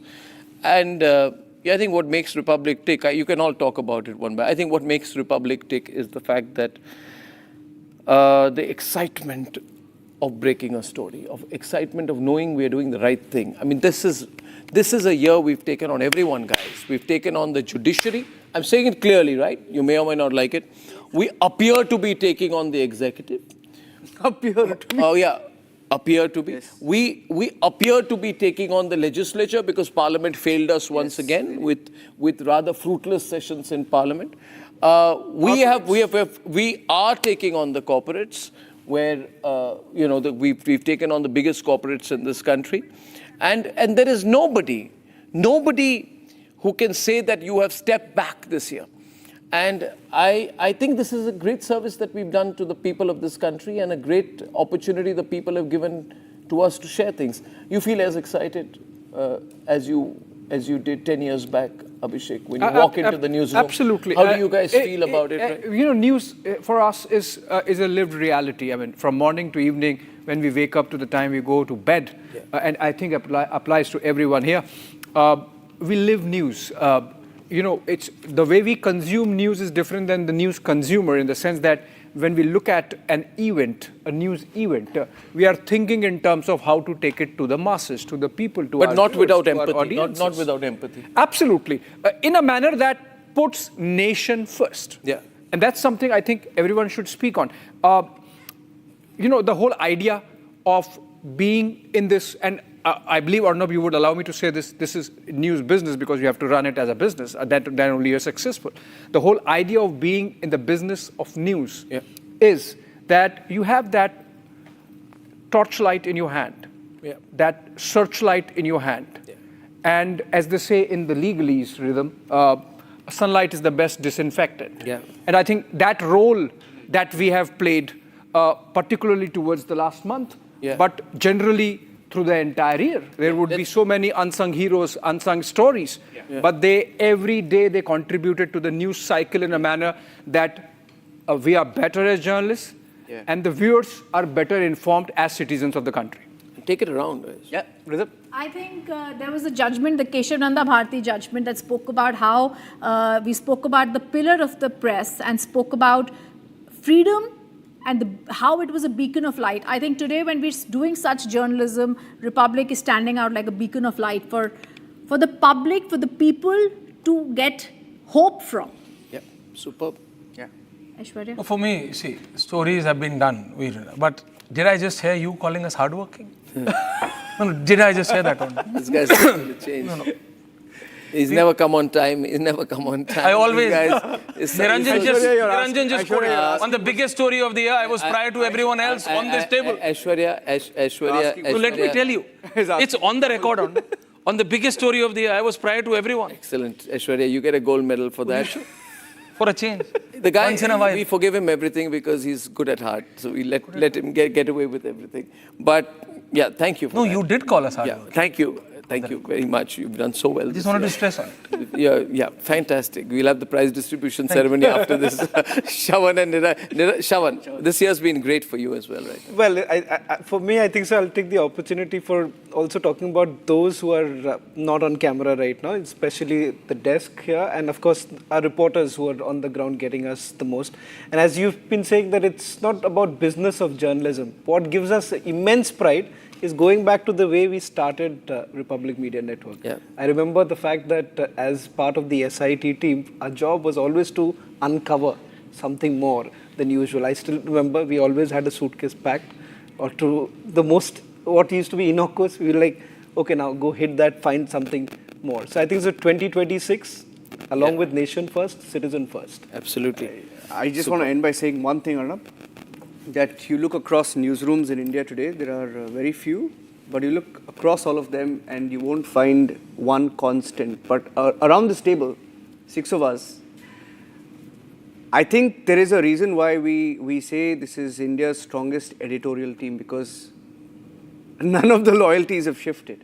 There must be something right that we are doing here at Republic. And look at each one of us. Our youngest may be about 20 years old in the newsroom. Gen Z. Right? Gen Z. We have Gen Z in our newsroom.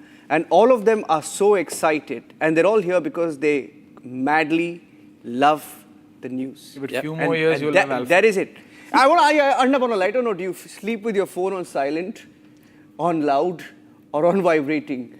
None of my phones are ever on silent. I just can't. How many do you use? I just can't. It just can't be. I just can't. I have quite a few phones. I would close by saying that we have clarity of intent.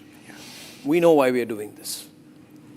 Secondly, we are so proud to be journalists running our own network, and thankful to all of you for backing us this year. Yes.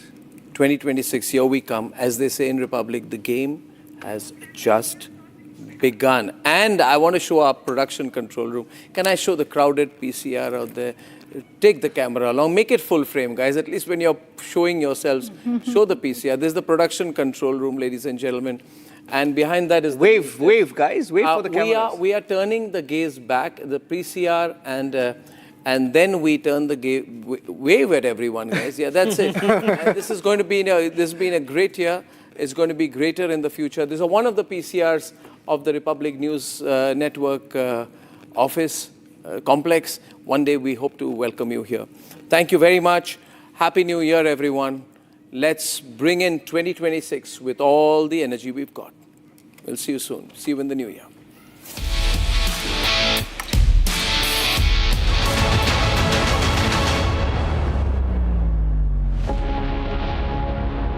आधे bowl दही में 4 चम्मच MDH चटनी पुदीना मसाला डाला, stir करो, पुदीना चटनी तैयार। MDH चटनी पुदीना मसाला। 13,000 placements last year. At Amity, we are committed to nurturing passionate, hardworking and proactive professionals. R pure suji pasta उबालो मिलाओ और खाओ 8 मिनट में तैयार। क्या टेस्ट है सबका राजा आर प्योर मसाला। केसरिया से मन जोगी हुआ रे, दिल झूमे देखो मतवारा हुआ रे। केसरिया से मन जोगी हुआ। हर पल मनाओ केसरी त्योहार। विमल, बोलो जुबान केसरी। ये है सीक्रेट रेसिपी MDH का जीरा सिर्फ जल जीरा मसाला। जीरा सिर्फ MDH का जल जीरा सिर्फ जीरा सिर्फ MDH का जल जीरा सिर्फ।